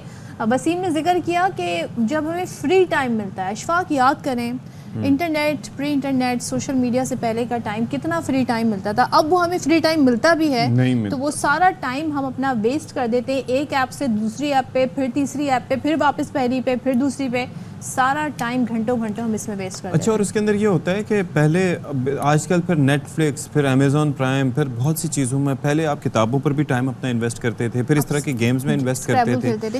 इतने चेस लोग बड़े शौक से खेलते थे. अच्छा, चेस खेलने का मुझे भी शौक आया था. वो भी एक नेटफ्लिक्स पे एक सीजन आया था, उसको देखने के बाद क्वीन ऑफ गैम्बिट, तो वो देखने के बाद फिर शौक होता है. तो इस तरह की चीज़ें जो हैं वो देख के आपको फिर आपका दिल करता है कि आप ट्राई करें मुख्तलिफ इस तरह की गेम्स, और आपको ये जहनी मशकें होती हैं आपके लिए जहनी तौर पर. चेस बोर्ड रखना चाहिए, हाँ. और रोज़ वो गेम यहीं पर रहना चाहिए, जहाँ से हम उसको छोड़ के जाएं वहीं पे स्टार्ट करना चाहिए. मुझे पता लगता है यहाँ रखा हुआ मिलेगा. कोई ऐसे करके अगर उसको देता, जब तक हमारा सेट आ जाता तो तब तक हम इंशाल्लाह उस पर करेंगे. क्या बात है, ये डिमांड बड़ी जबरदस्त है. तो ये नंबर क्या था वैसे, क्योंकि सारी बातें नंबर्स की होती हैं. नंबर्स बताए नहीं जाते. असल बात तो नंबर्स की, जो वसीम भी बता रहे थे कि नंबर्स का सारा गेम नंबर्स का और नंबर ना हो तो फिर क्या बात है. नंबर ना हो तो फिर हमारे लिए जांचना, हमारे. अच्छा, नंबर के साथ साथ अगर हमें थोड़ा सा आप जरा कैप्शन अच्छा जी, भी बता दें तो. मैं आपको आपकी सारी मुश्किलात मैं हल करता हूँ. अच्छा जी, अमेरिका में एक और बड़ी शख्सियत की ज़िंदगी गैर महफूज हो गई है. अब आपको पता है कि पिछले दिनों साबिक सदर डोनाल्ड ट्रंप की लाइफ पर एक अटैक किया गया था, और ही वॉज वेरी लकी क्योंकि गोली उनके कान को छूती हुई गुजरी थी. स्नाइपर राइफल से उन पर फायर किया गया था, और ज़रा सा अगर वो इधर से उधर मूव ना करते तो that could have been fatal. लेकिन वो महफूज रहे, उनकी ज़िंदगी थी तो बच गए. अच्छा, इस बात का इंकशाफ अब ख़ुद टेस्ला के मालिक ने, एलन मस्क ने किया है, और एक्स पर एक सारिफ को जवाब देते हुए एलन मस्क ने बताया कि गुज़श्ता 8 महीने के दौरान 2 अफराद ने उनकी जान लेने की कोशिश की. बताएं. ठीक है. और फिर यह है कि मुबैना हमलावरों को टेक्सास में टेस्ला हेडक्वार्टर से 20 मिनट की दूरी पर गिरफ्तार किया गया था. और फिर अब उन्होंने क्या किया है, अब ये कहते हैं, अब सोल्यूशन भी बता दिया कि ट्रंप पर कातलाना हमले के बाद आयरन मैन तर्ज का मेटल सूट ऑफ आर्मर तैयार करने का भी इरादा किया है. और फिर ये है कि ओहो, ये होगा भी फ्लाइंग सूट. फ्लाइंग यानी कि वो मूवी थी ना, ये एवेंजर्स वालों में, उसके अंदर ओ माय गॉड, ये तस्वीरें भी देखें, ये एआई वाले क्या नहीं करते. क्रिएटेड है. अच्छा, एलन मस्क जो है, मुझे लगता है कि बहुत कुछ करना चाहते हैं, बहुत सारे आइडियाज़ हैं. अब वो ये भी करने की कोशिश कर रहे हैं कि पूरा एक आयरन मेटल जो है वो ड्रेस बनाए और वो फ्लाइंग भी हो. वैसे अब हो सकता है, अब टेक्नोलॉजी नहीं, अब टेक्नोलॉजी से ये जेट सूट्स. ओह, जेट सूट. तो अब इट्स ऑल पॉसिबल. पता चले. तो आप एलन मस्क के साथ, आप एलन मस्क के साथ आप सोचें कि उनको ट्रंप साहब को भी इस पर उड़ते हुए देखें. ट्रंप को, अच्छा, किसी और के हाथ ना लग जाए, पता चले जो जिनसे महफूज होना है वही वो सूट पहन के उड़ना भी शुरू कर दें. तो भाई आइडिया तो अच्छा है, इस पे इम्प्लीमेंट हो सकता है कि नहीं, ये सारा मैटर करता है. चलें जी, आप वापस आते हैं इस्लामी जमहूरियत पाकिस्तान, और यहाँ पर बात करते हैं कि पंजाब और सिंध के बाद केपी ने भी सोलर मंसूबा पेश कर दिया है. और फिर यह है कि इस हवाले से वैसे हमने तस्करा किया भी है, लेकिन यह है कि इसके अंदर थोड़ा इन डेप्थ हम आके बात करेंगे आज. बेसिकली वो चक्कर ये है कि इब्तदाई तौर पर 1 लाख घरानों को ये सोलर सिस्टम दिए जाएंगे. तारे और इन्वर्टर पंखे भी सोलर पैकेज का हिस्सा होंगे. अच्छा, ये इसलिए इंपॉर्टेंट है कि इन्वर्टर पंखे भी महंगे होते हैं, और जाहिर है कि पूरा उसका 3 कैटेगरीज में ही दिया जाएगा. और अब देखते हैं, जो यानी 3 फेजेस भी होंगे, 3 कैटेगरीज भी होंगी. क्या इस पर मजीद हो सकता है, इस पर बात कर लेते हैं. हमारे साथ मौजूद हैं मुशीर ख़जाना केपी मुज़म्मिल असलम साहब. Thank you so much Muzammil for joining us. ये बताइएगा कि केपी हुकूमत का ये जो प्रोजेक्ट है, ये इसकी क्या डिटेल्स हैं, कब से शुरू होने वाला है, 3 कैटेगरीज क्या हैं, थोड़ी हमें डिटेल बताइएगा. और ज़ाहिर है जब हम कैटेगरीज़ की बात करते हैं तो जो सार्फिन है कितना उनका कंजप्शन है बिजली की, उसकी भी बात करते हैं। फिर हम ये भी बात करते हैं कि ज़ाहिर है इसमें वक्त कितना लगेगा, तो क्या कहिएगा? KP हुकूमत जो है खैबर पख्तूनख्वा की हुकूमत इस वक्त आवाम एक तो बिजली के बिल और लोड शेडिंग के अजाब से काफ़ी परेशान है। उसको मद्देनज़र रखते हुए इसी माली साल में बल्कि आइंदा चंद हफ्तों और महीनों के अंदर अंदर एक शानदार सोलर स्कीम का इफ्तिताह करी है। इसका मकसद जो है प्राइमरीली ये होगा कि जो लोग एक तो जो लोड शेडिंग ज़्यादा इलाके हैं और जहाँ पे 18-18, 20-20 घंटे लोड शेडिंग है वहाँ पे जो है अजाला किया जाए और लोगों को उनका सोलर प्लांट दिया जाए। साथ साथ दूसरी तरफ ये कि जो बिजली के बिल जो पहाड़ नुमा आ रहे हैं उसको जो अफोर्ड नहीं कर पा रहे उसमें उनकी मदद हो सके, तो ये जो है हमारा प्रोग्राम है। अच्छा, तो तरीक़ाकार क्या होगा ये आवाम को सोलर सिस्टम की फराहमी का, ये भी ज़रा बताइए। जो एक्सपेक्टेड जो साइज होगा सोलर प्लांट का वो 2 kV होगा। इसमें जो है सोलर प्लांट के अलावा जो है हमारी कोशिश होगी कि पंखे, बैटरी और जो उसके लिए तारे वगैरह जो निज़ाम है वो पूरा मुहैया करें। कौन इसका हकदार होगा, इसमें 3 तरीके के लोगों को कंसीडर किया जाएगा। अभी हतमी पॉलिसी सामने आनी है। एक जो इंतहाई गरीब होंगे, जो अफोर्ड नहीं कर सकते होंगे, उनका जो है पूरा का पूरा खर्चा KP हुकूमत उठाएगी। दूसरे नंबर पे वो होंगे जो है पार्शली अफोर्ड कर सकते होंगे, तो उनके लिए जो है 50% हुकूमत देगी और 50% वो देंगे। और तीसरे वो जो अफोर्ड कर सकते होंगे लेकिन वो किस्तें अफोर्ड कर सकते होंगे, तो उनको जो है आसान रियायत पे और उनकी जो मार्कअप है वो KP हुकूमत अदा करेगी। तो ये जो है 3 किस्म की कैटेगरीज होंगी। अच्छा, हम ज़ाहिर सूबे वाइज अगर देखने की कोशिश करें तो हर सूबे में नंबर्स बड़े मुख्तलिफ आ रहे हैं। बहुत सारे लोग ऑलरेडी सोलर पैनल्स यूज़ कर रहे हैं, तो KP का बताइएगा जहाँ तादाद कितनी है सोलर यूज़ करने वाले सार्फिन की?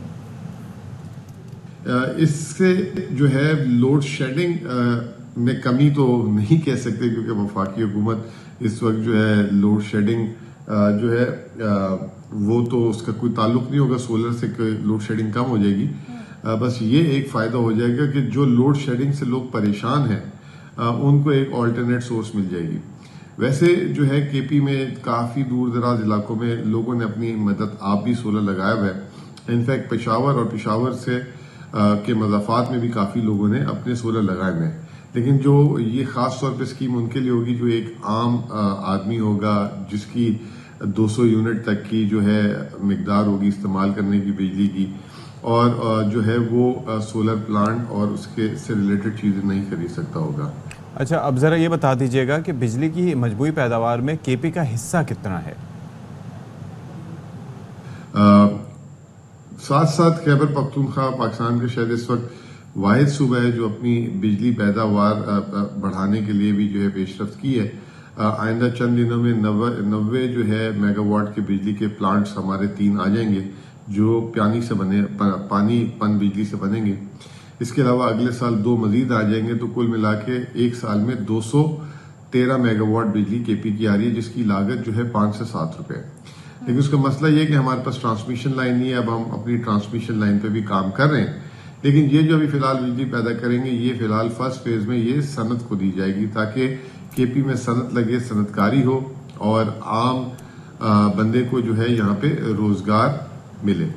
चलें तो देखते हैं इस पर आगे क्या होता है। Thank you so much. Muzammil Aslam हमारे साथ थे। और KP में जी ये 3 मरहलों में 3 कैटेगरीज में दिया जाएगा।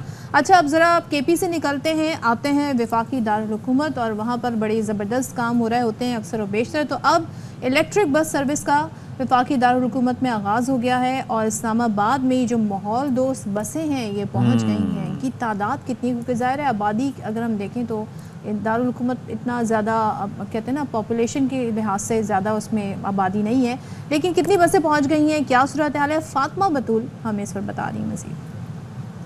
कैपिटल डेवलपमेंट अथॉरिटी की जानिब से इस्लामाबाद में इलेक्ट्रिक बस सर्विस का आगाज़ कर दिया गया है। 160 बसों में से 100 बसें इस्लामाबाद में पहुंच चुकी हैं, जिनमें से 30 बसेस जो हैं वो रूट्स पर मौजूद हैं। इन बसेस की खासियत क्या है, आइए आपको भी दिखाते हैं। सब ईवी बसेस हैं, इनकी एक ही स्पेसिफिकेशंस हैं।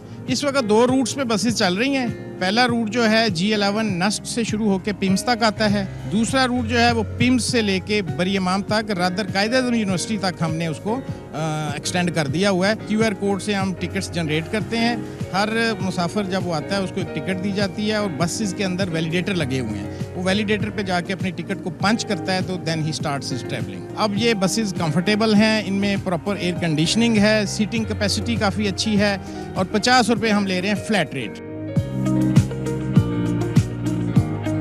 इस वक्त राना रिजवान हमारे साथ मौजूद हैं जो कि डायरेक्टर ऑपरेशन है। ये बटन स्पेशली क्यों तैयार किए गए हैं? कोई भी स्पेशल पर्सन कोई आ जाए तो इसको पुश करे तो फेयर कलेक्टर अंदर मौजूद होता है। ये हमारा एक रैंप है जिसको ओपन किया जाता है। ये स्पेशल सीट है, ये स्पेशल लोगों के लिए है और वो आराम से आके इधर जो है वो बैठ सकते हैं। अगर पैसेंजर ने, स्पेशल पर्सन ने, किसी ने उतरना है तो ये पुश बटन लगा हुआ है। ये पुश बटन को ऑन किया जाएगा तो हमारा ड्राइवर के पास जो है वो इसकी इंडिकेशन चली जाएगी। इसके लिए उसने गाड़ी को जो है वो ज़्यादा देर तक स्टॉप के ऊपर जो है वो रोकना होता है। 10 चार्जर जो है वो अभी हमारे इंस्टॉल हो रहे हैं। हमारा एक और डिपो H9 में, जुलाई के एंड में इंशाल्लाह वो भी हमारी जो है वो कंप्लीट हो जाएंगे। तो ये 70 बसेस जो है इंशाल्लाह वहाँ पे चार्ज होंगी हमारे। माहौल दोस्त इलेक्ट्रिक बस सर्विस से इस्लामाबाद के शहरी खुश और मुतमईन हैं।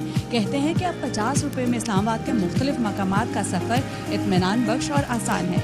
कैमरामैन आसिफ अब्दुल्ला के साथ फातिमा अब्दुल, AY न्यूज़ इस्लामाबाद। अच्छा, ये जो बैकग्राउंड म्यूजिक था, मुझे ऐसा लगा ये शायद बस में भी म्यूजिक चल रहा होता है। हाँ, नहीं, ऐसा नहीं है। ये हमने लगाया था। ये हमने लगाया था। ये म्यूजिक नहीं है बस में, लेकिन AC ज़रूर मिल जाएगा तो आसानी हो जाएगी लोगों को इस गर्मी में। चले जी, अपनी मर्जी का म्यूजिक आप बस में लगाइएगा, हल्का फुल्का जो होता है। ये नहीं कि अपने जब हम जवां होंगे जाने कहाँ होंगे। मुझे W11 के सारे गाने याद आ जाते हैं। कितना इरिटेटिंग होता है ना, मतलब आपने जो सॉन्ग सुनना है, आप पूरे मोहल्ले को सुना रहे हैं, भाई अपने कान में लगा के सुन लें प्लीज़। दूसरों का ख्याल रखें। दूसरों का ख्याल रखें। अच्छा जी, अब दुनिया भर में, अच्छा ये भी एक नॉइज़ पोल्यूशन भी एक फॉर्म ऑफ पोल्यूशन, उसके साथ फ़ज़ाई आलूदगी इससे हटके, जिसके ऊपर हम अक्सर और बेशतर बात करते रहते हैं। हालांकि मुझे ये लगता है कि ये बड़ा बर्गर किस्म का टॉपिक अब हो चुका है। पहले के दुनिया के हमारे और ज़मीनी मसाइल इतने सदफ अब्दुल जब्बार कि हम कदम उठाते हैं तो गड्ढे में पड़ने का इम्कान होता है। टैक्स अलग लगा होता है और मतलब सड़कों की जो हालत ज़ाहिर है, नाले खुले हुए, गटर खुले हुए, और हम फ़ज़ाई आलूदगी की बात करते हैं जैसे कि ये तो तरक्की याफ्ता मुल्कों में जहाँ ज़मीन सब साफ है तो फ़ज़ाई आलूदगी रहेगी। जो मुल्क हैं जो अच्छी तरह आगे बढ़ रहे हैं, तरक्की कर रहे हैं, वो इन चीज़ों से कहते हैं साइमल्टेनियसली वो इन चीज़ों से नबरदास्मा हो रहा है। तो फ़ज़ाई आलूदगी की रोकथाम के लिए अब इलेक्ट्रिक मैं आज वैसे देख रहा हूँ, आज आपकी ज़ुबान बड़ी क्लियर है। हाँ, मैं 2 दफ़ा इम्प्रेस हुआ आपसे। कब? एक तो एनेस्थीसियोलॉजिस्ट वो और ये दूसरा कौन सा था अभी? साइमल्टेनियसली। आज मेरे कॉफी के डोज से ज़्यादा सही हो गया। अच्छा जी, तो दुनिया भर में फ़ज़ाई आलूदगी को रोकथाम के लिए इलेक्ट्रिक तैयारों की तैयारी पर काम हो रहा है। और भाई ये भी देखें ना, इलेक्ट्रिक तैयारों की तैयारी पर काम हो रहा है। तो आप ये देखिए, ताकि फ़ज़ा आलूदा करने वाली गैसों के, यानी कि कार्बन एमिशंस मोस्टली इसमें से होती हैं, तो उनमें कमी लाई जा सके। तो नीदरलैंड्स की एक कंपनी है, ये एलिसन, ये जो है ये मुकम्मल इलेक्ट्रिक तैयारी को हकीकत की शक्ल देना चाहती है और एक ऐसा इलेक्ट्रिक तैयार करने पर काम किया जा रहा है जो सिंगल चार्ज पर 500 मील तक सफ़र करेगा। 500 मील इज़ अ लॉट वैसे। तो 500 मील पे कर लेगा सफ़र। हाँ, क्योंकि हम इलेक्ट्रिक कार्स तो वापस लोग भेज रहे हैं। अगर आप इसकी पूरी रिपोर्ट पढ़ें तो ये कह रहे हैं जी हाँ, लॉन्ग डिस्टेंस तो ये ट्रैवल ही नहीं कर सकती गाड़ी, तो तैयारा क्या करेगा? भाई आप ये देखें कि हमारे एक दोस्त तो वो क्या नाम है उसका, बिजली से चलने वाली जो बाइक होती है उसको तैयारा बना देते हैं सड़कों पे। तो आप इस तैयारी की क्या बात करें? अच्छा, ये मुझे लग रहा है इसमें अभी टेस्टिंग मराहिल में है, तो सिर्फ ये जो कहते हैं ना जो प्राइवेट जेट सॉर्ट ऑफ तैयारा होता है, ये वो है। तो आप क्या समझ रही थी ये पैसेंजर एयरक्राफ्ट है? No, we have a long way to go. अभी वो कमर्शियल एयरलाइनर्स जो हैं वो इसके ऊपर इन्वेस्ट आगे जाके करेंगे, लेकिन it is all possible, everything is possible, ये पॉसिबिलिटीज़ हैं। अच्छा, इसमें यह है कि अभी इस तैयारी के हवाले से ये तो वो तैयारा नहीं है जो हम दिखा रहे हैं, लेकिन जो तैयारा बनाया जाएगा उसमें एक वक्त में 90, यानी कि वो पैसेंजर एयरक्राफ्ट के ऊपर ही बेसिकली काम हो रहा है। कौन सा तैयारा है? ये तो एक, मेरे ख्याल में 1 या 2 बंदा जो है वो बैठ सकते हैं। तो खैर, बाकी ये है कि माहौल दोस्त होगा और फिर उससे जो इस तरह की मुज़िर गैसेस कोई चीज़ जेब दोस्त भी होती है, माहौल दोस्त है, फला दोस्त है, जेब दोस्त है, होगा ये। इस पे ब्रेक लेना है आप? चलें इस पे ब्रेक लेते हैं, ब्रेक के बाद वापस आओ।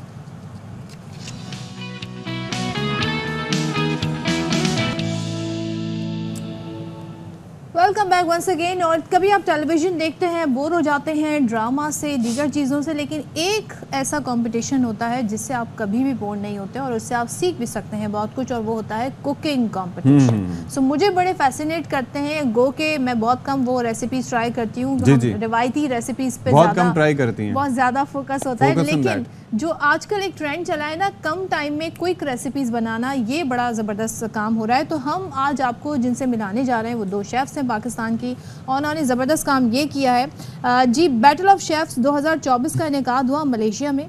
वहाँ पर Pakistan institute of tourism and hotel management के शेफ्स ने नुमाया कारकर्दगी दिखाई है। 2 सोने के और 2 कांसी के तमगे अपने नाम किए हैं। अच्छा जी, तो शेफ़ आयशा ने सी फूड और सहरी शयूब ने चिकन मेन कोर्स में गोल्ड मेडल जीता है।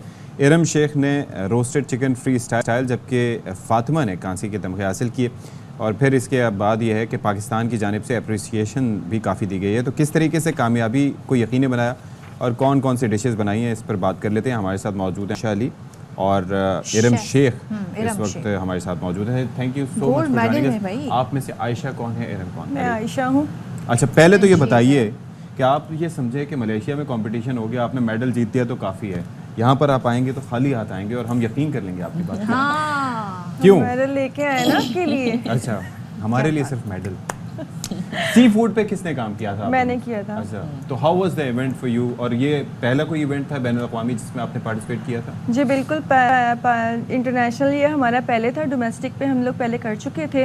हमारे पे हमने ही पहले कराची में किया था, कराची कुलिनरी कंपटीशन चैम्पियनशिप, उसमें हमने मेडल्स लिए थे। फिर लाहौर में होता है PICC का, उसमें हमने मेडल्स विन किए थे। अब ये इंटरनेशनल जो था ये हमारा फर्स्ट एक्सपीरियंस था और इट वाज ग्रेट। हमने माशाल्लाह से जो अचीवमेंट ली, तो इस वक्त मुझे लगता है सबसे ज़्यादा भूख अफलास हमारे PCR में पाई जाती है।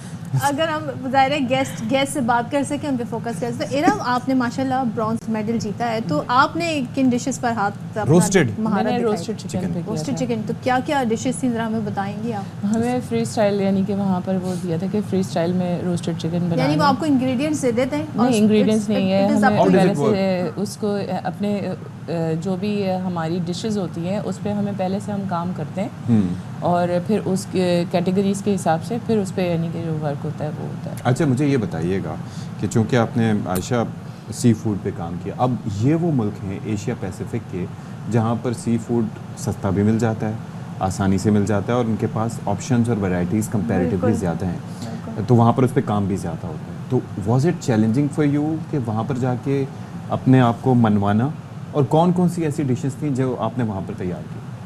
मैंने जो है वो सी फूड को स्टीम किया था रिज़ोटो राइस के साथ। और उसमें मैंने जो है प्रॉन्स का बिस्क यूज़ किया था उसका, और उसमें थोड़ा सा मैंने पाकिस्तानी टच डाला था सॉस में अपनी, वो स्वीट और सॉर बनाई थी। तो वो बहुत अच्छा एक बैलेंस कॉम्बिनेशन बना था। क्या है, लाइक कुटी मिर्चें हैं, नमक है? नहीं, जो मैंने सॉस बनाया था ना एप्रिकॉट का, वो थोड़ा सा स्वीट भी था और सॉर भी था। क्योंकि वहाँ के जो लोग हैं वो बिल्कुल फीका खाना खाते हैं।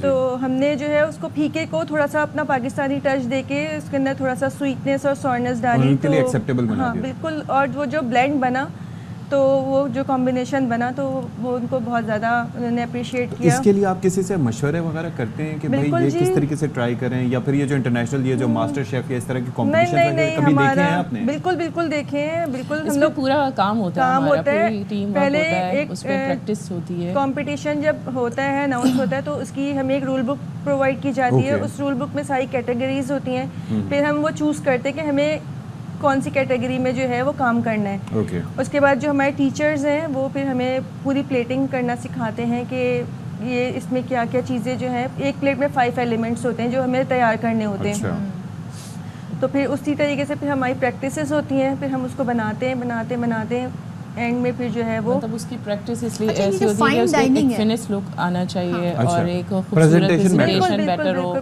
और टेस्ट उसका बेटर हो, ये चीज़ों का ध्यान रखना है कि फाइन डाइनिंग के कॉन्सेप्ट से वाकिफ नहीं है, तो इसमें ये मैटर करता है। बिल्कुल, क्या करते हैं ये बेसिकली ये जो काम है ये फाइन डाइनिंग का ही है। और इसमें प्रेजेंटेशन ज़्यादा इम्पोर्टेंट है, टेस्ट के 50 मार्क्स और प्रेजेंटेशन बोथ, और बाकी यानी कि प्रेजेंटेशन है, हाइजीन है, उस तरह से, और आपका काम है जो भी है, यानी कि जो किस तरह से ऑर्गेनाइज़ किया है आपने, अपने काम को ऑर्गेनाइज तरीके से किया है, वो सारी चीज़ों के मार्क्स अलग अलग होते हैं। फिर उस हिसाब से वो कहते हैं ना कि पहले जो खाना है आपके सामने प्लेट आई है तो पहले वो आपकी नज़रों से आप खाते हैं, फिर आप उसको टेस्ट करते हैं, तो वो इतना प्रेजेंटेबल होना चाहिए, आपकी प्लेट जो है वो इतनी प्रेजेंटेबल होना चाहिए कि आपको दिल हो कि बस सब मैं ये मुझसे मैं रेजिस्ट नहीं कर पा रहा, मुझे ये टेस्ट करना है, और फिर जब आप उसको टेस्ट करें तो उसके टेस्ट भी सारे बैलेंस हो। ओके, अच्छा इरम, मुझे ये बताइए कि ये जो मुकाबला था इसके अंदर कितने वहाँ पर शेफ्स थे जिन्होंने शिरकत की थी? 50 शेफ थे। कहाँ से? 1500 शेफ थे। 1500 जी, 1500 मुख्तलिफ यानी कि पूरे ऑल ओवर वर्ल्ड से। एशिया से आए थे, यानी कि एशिया के अंदर से ही इंडोनेशिया। तो आप लोगों से क्लोज कंपटीशन किन का रहा, किस मुल्क का रहा? पूरे यानी कि ये नहीं था, मतलब मुख्तलिफ ममालिक से जो लोग आए थे वो अपना यानी कि कैटेगरी के हिसाब से सब पार्टिसिपेट कर रहे थे। इसमें ये नहीं होता कि किसी के साथ हमारा कंपटीशन होता है, हम सब यानी कि कंपटीशन के लिए गए। अच्छा। जो भी यानी कि किसी भी कंट्रीज से आते हैं वो सब एक कंपटीशन के एक वक्त में कितनी डिशेस को जो जजेस होते हैं? एक वक्त में एक ही होती है, कैटेगरीज के हिसाब से टाइम दिया जाता है। उस टाइम में उसको हमें मैनेज करके, मतलब वो तो आपका जो ये रोस्टेड चिकन वाली जो डिश 75 मिनट्स मुझे उसके लिए प्रोवाइड किए थे। हाँ, तो इसको आपने किस तरीके से, आई मीन ये तो एक ऐसी जैसे चिकन रूल बुक के हिसाब से जैसे है। होता है कि अब जैसे इनकी कैटेगरीज में होता है कि हर चीज़ ऐसी ही लेके जानी है, और कटिंग वगैरह या जो भी होता है उसकी कुछ चीज़ें एलिमेंट्स रेडी करके ले जाने होते हैं। हमारे लिए यानी कि ये था कि आप उसको जैसे रूल वो तरीके होते हैं, ब्राइन किया रात भर, फिर उसके बाद उसको मैरिनेट किया, तो ये मैरिनेट और ब्राइन का टाइम हमें क्या हम लेके जा सकते हैं। उसके बाद जाके फिर प्रोसेस जो है फर्दर टाइम दिया जाता है। हाँ, फर्दर प्रोसेस वहाँ पर फिर उसकी गार्निश है, उसको एक रोस्टेड चिकन को होना कैसे चाहिए और टेस्ट वगैरह जो भी है वो सारी। अच्छा, मुझे एक चीज़ बताइएगा, मुझे बड़ी हैरत होती है क्योंकि अक्सर हमने जो ये सारे कंपटीशन देखे हैं टेलीविज़न पे, मास्टर शेफ इस तरह के उसमें देखें, जो जज होते हैं एक ही डिश 4 टीम्स लेकर आती हैं, तो पहली डिश में उन्हें टेस्ट पता चल जाता होगा, दूसरी में उन्हें आइडिया हो जाते हैं, जैसे हम परफ्यूम एक बार स्मेल करते हैं तो हमें बीच में थोड़े से वो बीन्स स्मेल करने पड़ते हैं, तो उनका इस पे जजमेंट पे असर तो नहीं पड़ता? नहीं, मेरे ख्याल में पड़ता है, बिल्कुल पड़ता है, क्योंकि ज़ाहिर सी बात है आप एक चीज़ टेस्ट कर रहे हैं तो आपने जब आपके सामने 10 डिशेस रखी हुई हैं, 10 प्लेट्स रखी हुई हैं, तो आपने उनको सबको टेस्ट करना है, उसके बाद आपने उसके अंदर मार्किंग करनी है, तो मेरे ख्याल में कि पड़ता होगा असर। जजेस होते कितने वैसे एक वक्त में? 3? नहीं 5-6 जजेस तो एक वक्त और सारे इंटरनेशनल जजेस थे हमारे पास जो थे, और वो आपके सर पे सवार होते हैं। अच्छा, वो उसी तरह गॉर्डन रामजे की तरह बहुत शाउट भी करते हैं? बिल्कुल जी, करते हैं, और हमारे पर बहुत ज़्यादा प्रेशर होता है क्योंकि वो घूम रहे होते हैं हमारे अराउंड और हर चीज़ को वो नोट डाउन कर रहे होते हैं कि ये जो है तैयारी में प्रोसीजर कैसे है, हाइजीन का ख्याल रख रहे हैं, वेस्टेज ज़्यादा तो नहीं है, वेस्टेज ज़्यादा तो नहीं हो रही है, और किस तरीके से प्लेटिंग कर रहे हैं, तो और प्रोसेस क्या है इनका बनाने का, तो वो अब हर चीज़ जो है वो हमारी नोटिस कर रहे होते हैं। और उसके बाद जब हमारी प्लेट उनके पास चली जाती है फाइनली टेस्ट के लिए, और एक डिस्प्ले के लिए होती है, 2 प्लेट हमें बनानी होती हैं, तो फिर वो पहले अपना सारा उसमें जो टेस्ट करते हैं सारे जजेस बैठ के, और फिर हम फाइनली आते हैं हमारे पास, वो हमें कमेंट्स देते हैं हमारी प्लेट्स के ऊपर। कमेंट बड़े हार्श नहीं होते? अक्सर तो मैं देख रही हूँ तो बेचारे शेफ्स रो पड़ते हैं। कमेंट्स तो हार्श ही होते हैं, बहुत ज़्यादा हार्श भी होते हैं, और समटाइम्स ऐसे होते हैं कि आपका जो है वो मूड ही अच्छा कर देते हैं। इसके अंदर ये होता है कि फिर जजेस पे ये भी होता है कि उनका टेस्ट किस हद तक उस खाने से मुतालिक डेवलप्ड है, ये भी एट टाइम्स मैटर कर। अच्छा, अब यहाँ तक आपका सफ़र जो है, ये पहले आप बताइएगा, फिर मैं आपसे भी पूछ लूँगा, ये कैसे शुरू हुआ, यहाँ तक कैसे पहुँची, मलेशिया कैसे पहुँची, फैमिली की सपोर्ट इसमें क्या है? फैमिली की बहुत ज़्यादा सपोर्ट है अल्हम्दुलिल्लाह। मेरे हस्बैंड ने मुझे बहुत ज़्यादा सपोर्ट किया, अगर वो ना करते तो फिर मैं आज यहाँ ना होती। बस प्रथम मैंने ज्वाइन किया पहले इंस्टीट्यूट, अपना शौक़ था, खाना बनाने का इतना ज़्यादा शौक़ नहीं था, बस एक शौक़ था कि कुछ करना है, उसी शौक़ में मैं आ गई। फिर वो ओवर द ईयर बढ़ता गया शौक़, फिर मैंने पढ़ा। शेफ़ बनने के लिए खाना बनाने का शौक़ होना ज़रूरी नहीं है? नहीं, बिल्कुल ज़रूरी नहीं है। अच्छा कि आपने पॉइंट रेस किया। बिल्कुल भी ज़रूरी नहीं है, बस जब मैंने पढ़ा, कोर्स किया सबके साथ, फिर इतना ज़्यादा वो हुआ, फिर हमने कॉम्पिटिशन्स जो किए डोमेस्टिक, उसके बाद फिर शौक़ डेवलप होता चला गया। फिर एक वो बन गया कि यार इंटरनेशनल करना है और पाकिस्तान के लिए कुछ करना है, अपने इदारे के लिए जो है ना कुछ करना है, बस ये एम लेके जो है वो मैंने मलेशिया का किया और बाय चांस ही किया। और बस ये था कि शायद किस्मत थी, मैं बहुत ज़्यादा बिलीव करती हूँ इस चीज़ के ऊपर कि शायद वो नसीब था और किस्मत में था कि मुझे गोल्ड लेना है वहाँ से, और फिर मैं गई।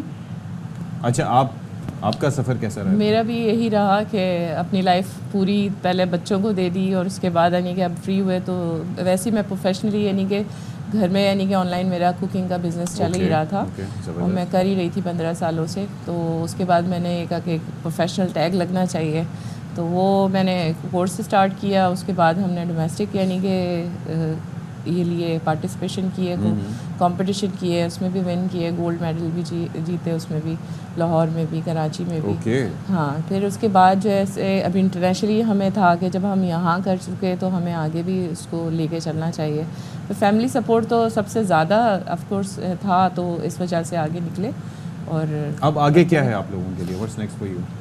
आगे बस इसी तरह आगे बढ़ते चले जाना है। अब नेक्स्ट कंपटीशन कोई ज़ाहिर है कि होना? अभी नेक्स्ट है सितंबर में, लाइनअप किया हुआ है, अब उस पर वर्किंग चल रही है, इंशाल्लाह देखें। ओके, इंशाल्लाह ज़रूर आप लोग जाएं। है वो।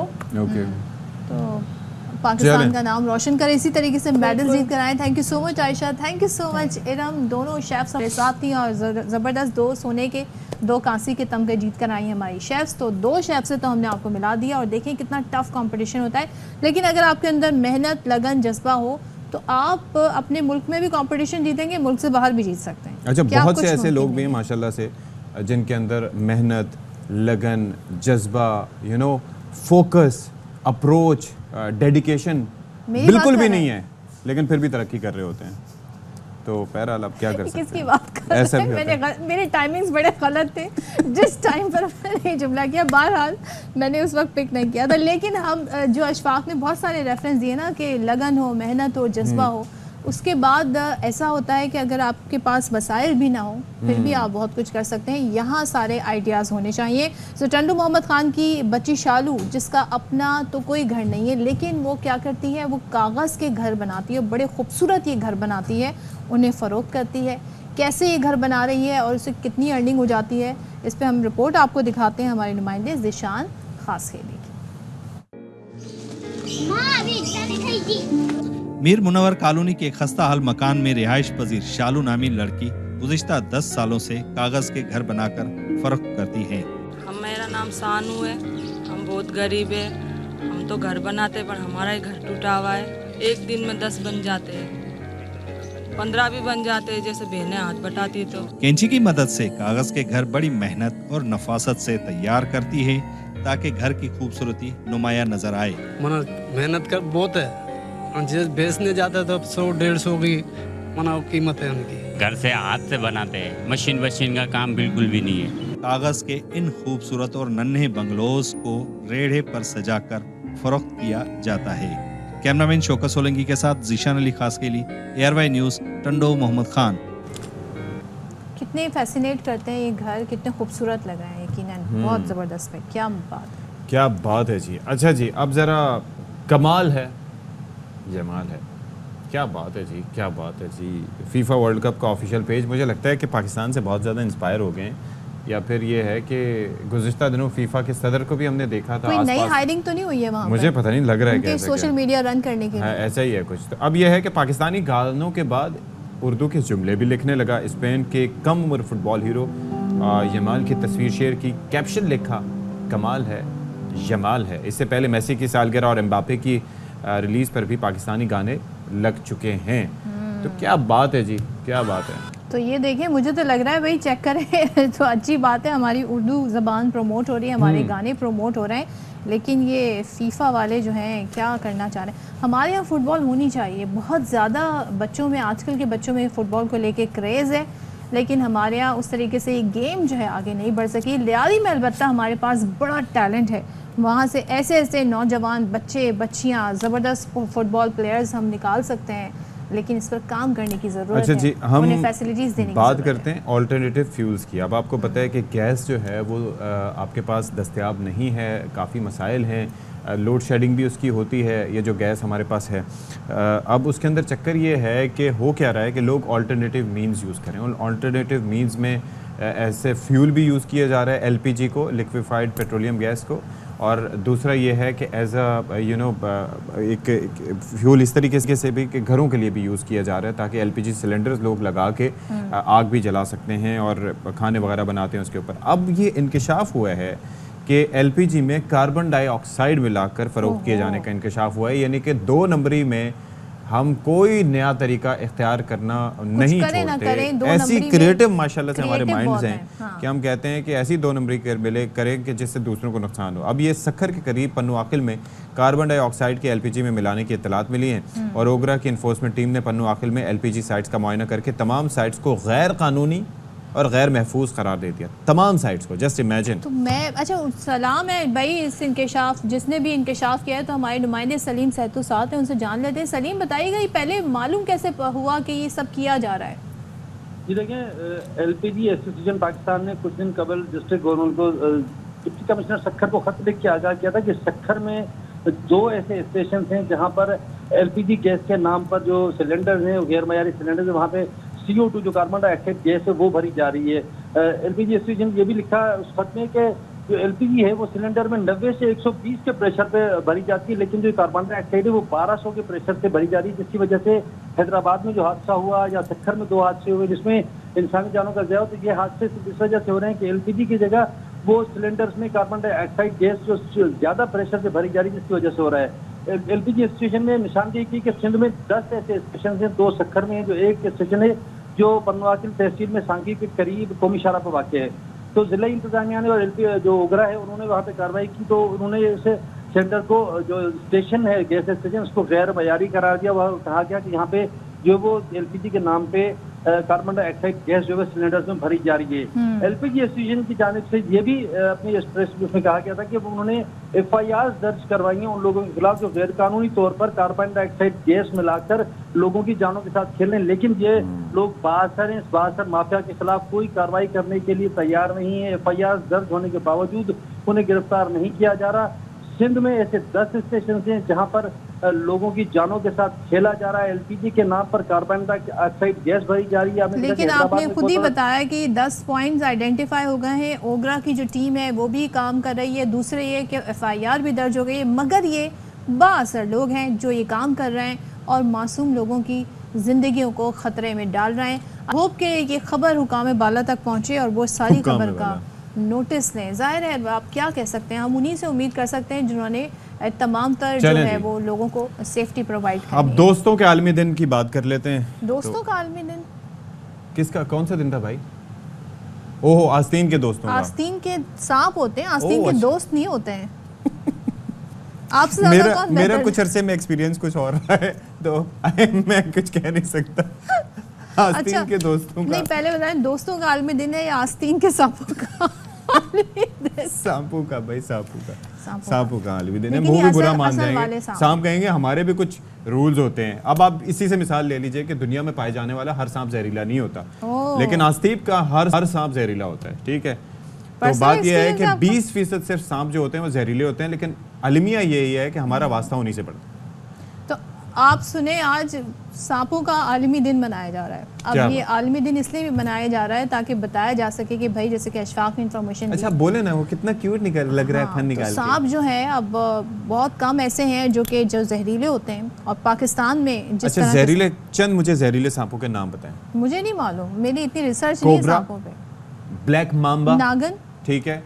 अबे यार नागन, ये कोई आपने, मुझे लगता है कोई पड़ोसी मुल्क से कोई आपने कोई गाना सुना है कोई? ये नागन, जो हमारा एशिया है ना, इसमें नागन का बड़ा किरदार है। नागन तो कोई भी हो सकती है। नागन चौरंगी है ना हमारे यहाँ। जी, वो खत्म हो चुकी है नागन चौरंगी, अब नहीं है। अब उसका नहीं नाम है, अब क्या वो है? एग्जिस्ट नहीं करती, अब वो बस फ्लाईओवर बन गया इधर। लेकिन लोग अभी भी उसे नागन चौरंगी स्टॉप कहते हैं। अब क्या, भले जो मर्जी कहते रहे उसके जाने के बाद। तो ब्लैक मांबा सबसे खतरनाक है। फिर उसके बाद जो है वो रेटल स्नेक्स आपके जो हैं वो आपको, वो भी काफ़ी वो है। फिर वाइपर्स होते हैं, वो भी बड़े ख़तरनाक होते हैं। ये कोबरा, और ख़ास तौर पर किंग कोबरा के हवाले से तो ये कहा जाता है कि वो हाथी को भी डस ले तो उसको भी मार सकता है, क्योंकि उसके अंदर वेनम की क्वांटिटी बहुत ज़्यादा होती है। फिर बहुत से ऐसे सांप हैं छोटे बड़े चलिए हम जरा गैस की तरफ बढ़ लेते हैं, नहीं तो सब कुछ आपको अशफाक बता देंगे। इतनी इन्फॉर्मेशन, इतनी रिसर्च अशफाक के पास है सांपों के हवाले से। अच्छा, तो हमारे साथ मौजूद हैं डॉक्टर मोहम्मद वाजिद साहब, जो कि यूनिवर्सिटी ऑफ ओकाड़ा के ज़ूलॉजी डिपार्टमेंट के चेयरमैन और प्रो वाइस चांसलर हैं। Thank you so much doctor साहब ज्वाइनिंग अस। ये बताइएगा, सबसे पहले तो सांप किन इलाकों में ज़्यादा पाए जाते हैं, और अगर खुदा न खास्ता सांप डस ले तो कितनी जल्दी जो जहर है वो फैलता है, और कितनी प्रॉम्प्टली आपको उस पर जो है वो इलाज की तरफ बढ़ना चाहिए? जी अस्सलाम वालेकुम। वालेकुम अस्सलाम। यकीनन सांपों का जो माहौल है, ये जहाँ ये फूलते पर फलते हैं, वो इंतहाई गर्म और मरतूब इलाके हैं। सिर्फ बर-ए-आज़म अंटार्कटिका दुनिया में एक ऐसा बर-ए-आज़म है जहाँ सांप नहीं पाए जाते, और अमेज़न क्योंकि बायोडाइवर्सिटी के लिहाज से दुनिया का सबसे बड़ा जंगल है, इसीलिए ब्राज़ील में सबसे ज़्यादा जो है सांपों की अक़साम जो है वो पाई जाती है। ऑस्ट्रेलिया में भी होती है ना सर, सबसे काफ़ी ज़्यादा? जी, हर बर-ए-आज़म पर मैंने बताया कि अंटार्कटिका के अलावा दुनिया का सबसे ख़तरनाक सांप जो है वो ऑस्ट्रेलिया में ही पाए जाते हैं।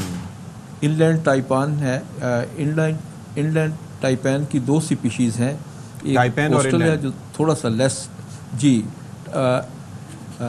जो कोस्टल इनलैंड टाइपैन है वो जो है कम जहरीला है, और जो इनलैंड टाइपैन है दुनिया में सबसे ज़्यादा जहरीला सांप है। उसके लिए उन्होंने जो मेयार बनाया है, ये कोई 250 के करीब रैट्स जो है वो एक बाइट से जो जहर है उससे मारे जाते हैं, जबकि हमारे जो है किंग कोबरा जो है ब्लैक कोबरा, उससे कोई 100 चूहों को मारा जा सकता है, और जो यहाँ पर क्रेट है उससे कोई 150 के करीब चूहे जो है मारे जा सकते हैं, और जो रसल वाइपर्स है हमारे वो जो है उससे कोई 50 के करीब चूहे जो है वो मारे जा सकते हैं। ओके, तो अफ्रीका ज़ाहिर है, अफ्रीका भी सांपों के लिहाज से जो है पाकिस्तान में कितनी तादाद होगी इनकी डॉक्टर साहब? जी, जब मैंने एमएससी की थी उस वक्त तो 66 थे, अब 71 कहते हैं, और इनमें से मज़े की बात यह है कि अगर 61 के हिसाब से हम चले और 66 के हिसाब से हम चलें तो पाकिस्तान के अंदर 75% सांप जो है गैर जहरीले हैं, उनके काटने से अमवात वाक़या नहीं होती, मगर डर से ही मर जाते हैं। सांप सिर्फ खुशकी के जी, वो आप बिल्कुल ठीक कहते हैं। अगर आप सांपों से डरते हैं ना, रात को सेहन में पड़ी हुई रस्सी जो है ना, वो ना सिर्फ आपको सांप लगती है बल्कि हिलती भी नजर आती है। आप सही कहते हैं सर। मैं आप कह रहे हैं अगर आपने अगर का सीगा इस्तेमाल किया, सांप से कौन नहीं डरेगा? आप सोचें कि वो तो सामने आएगा, खास तौर पर ये कोबरा वगैरह तो वो तो अपने हश हश करके आपको मार देते हैं डरा के, कि देयर क्वाइट स्केरी। मेरा ज़ाती ख्याल ये है कि जिन ममालिक के सिलेबस के अंदर या टीचरों को ट्रेंड किया हुआ है वो बच्चों को फीमेलर करवाते हैं। मेरा अपना एक वाक़या है कि एमएससी के फ़ौरन बाद मैंने अपनी तहसील सादिकाबाद में एक स्कूल में पढ़ाना शुरू किया, तो मैं सांप लेके गया जो घरों उसमें निकलता है, कोई वो जस्ट जो है वो एक बालिश तो होता है, बिल्कुल बारीक शाइनी सा होता है, उसे Indian blind snake, Indian house snake, common house snake, उसके कई नाम हैं, और वो उसका मुंह इतना छोटा होता है कि वो खोल ही नहीं सकता बाइटिंग के लिए, उसमें ग्लैंड भी नहीं होते, वो नॉन पॉइजनस है। अब मैं लेके स्कूल चला गया तो मैंने रखा था बॉटल के अंदर था, तो वो जी दोस्त को मिलने गया नीचे, तो वो कहीं बच्चों ने कुर्सी, दूसरे टीचर आ गया तो कुर्सी हिलाई तो बॉटल गिरी तो वो सांप बाहर निकला है, तो बच्चे नीचे आए भागे भागे, सर वो टीचर तो पहले ही भाग गए कि सर वो सांप जो है ना जी वो बाहर निकला है। तो मैंने बच्चों को वही कहा, मैंने कहा मैंने आपको नहीं कहा था अभी कि वो गैर जहरीला है, तो फिर आपने उठाया क्यों नहीं, जाए उसको पकड़ें। तो जब मैं गया तो एक बच्चा वो पकड़ कर हाथ में ना उसको। तो जब तक हम सिलेबस के अंदर ये चीज़ें, अनफॉर्चुनेटली जो हमारे मुल्क के अंदर है वाइल्ड लाइफ के लिहाज से सिलेबस इतना पोर है, इतना मैं एक और चीज़ जानना चाह रहा था कि एक तो अवेयरनेस की कमी है, दूसरा ये है कि ये जो इसकी वैक्सीनेशन और एंटीडोट्स जो हैं वो हमारे पास अवेलेबल हैं, और यहाँ पर पाकिस्तान में कौन से सांप ज़्यादा पाए जाते हैं खतरनाक की? अगर पाकिस्तान के अंदर जो है जी वो जो हमारे पास खुश्की के 54 सांप हैं, उनमें से 13 सांप जहरीले हैं, 14 समुद्री सांप हैं, वो सारे के सारे डेडली वेनमस हैं, इंतहाई जहरीले सांप हैं। तो उनका तरियाक जो है वो हमारे तमाम हॉस्पिटल्स के अंदर अवेलेबल होता है, उसको फ्रिज के अंदर रखना पड़ता है। तो अब 54 जो खुश्की के सांप हैं उनमें से 13 सांप सिर्फ जहरीले हैं, बाकी जो है 75% सांप गैर जहरीले हैं। वो सांप किसी को काटते हैं, हर साल हज़ारों वाक़यात आते हैं सांप काटने के, जहरीला सांप की और नॉन जहरीले सांप एटीट्यूड में फ़र्क होता होगा जी जी नहीं बिल्कुल पहचान पाकिस्तान के अंदर तो लकीली जहरीले सांप जो है वो कम है, तो इसलिए उनकी पहचान बड़ी आसान है। कैसे? शेख ज़ैद हॉस्पिटल के अंदर मैंने अपना डॉक्टर्स को इसकी पहचान के लिए एक लेक्चर दिया था 3 तरीके से कि एक तो है कि सांप को आप जो है देख कर, वो जो बहुत कम वाक़यात होते हैं कि कोई सांप को साथ ले आए, अगर कोई ले आए तो आप पहचान सकते हैं, एक तरीका। दूसरा ये है हाँ वो उसके अंदर जो है ना हमारे 3 सांप हैं जिनको आप बड़ी आसानी से पहचान सकते हैं। जितने भी वाइपर्स हैं जो पूरी दुनिया में भी पाए जाते हैं, वाइपर्स जो है इनका सर जो है वो धड़ से बिल्कुल अलग डायमंड शेप हार्ट शेप होता है। अच्छा। और अगर सर जो है वो धड़ से हार्ट शेप में है तो आप समझ जाएं कि वो सांप जो है वो जल्दी से जहरीला 2 है। क्विकली बता दें, टाइम हमारे पास कम है। जी दूसरा जो है एक सबसे ज़्यादा संगचूर जो जहरीला है, जिस तरह हमारी उंगली में पोर के ये निशान है, उस सांप के ऊपर वाइट थोड़ा सा हेड का रीजन छोड़ दें आप, एक फिंगर जो है इंडेक्स फिंगर जितना, तो उसके नीचे आप आगे आपको वाइट लाइनें जो है डबल बिल्कुल 7 मिली वो लाइनें स्पोर की तरह नजर आएंगी, वो सिर्फ उसी सांप में है। और थर्ड जो है हमारा सांप जो है वो सबसे जहरीला खुशी का सांप, जिसे संगचूर सिंधी में सांप पियण कहते हैं, वो उसके दांत बड़े बड़े नफीस होते हैं, नीडल शेप होते हैं, जिसकी मैं आपको बता रहा था कि नीचे निशान होते हैं। थर्ड जो है जो आपने कहा ये कोबरा जी, थर्ड जो है कोबरा सांप है, फन वाला, वो सारे पहचान, ये 3 सांप हैं जी। ठीक है। और इंडिया के अंदर रोफुलस फैमिली है, वो पार्टीशन के बाद गया ही नहीं। रोफुलस जो है वो लोगों को एजुकेट करता था कि ये सांप आपकी अपने खेतों के नुकसान पहुंचाते हैं, अरबों रुपए का आपका गल्ला बचाते हैं चूहों को खाकर, और वो किसानों को अब तक वो फैमिली। चलिए, thank you so much. Pro vice chancellor university of Okara हमारे साथ मौजूद थे और आप देखिए कितनी जबरदस्त उन्होंने गुफ्तगू हुई, इतनी मालूमात ले रही थी। ज्यादा बेहतर नहीं है कि उनके करीब ना जाएं। बिल्कुल, और सांपों से बच के रहें। अल्लाह हाफिज।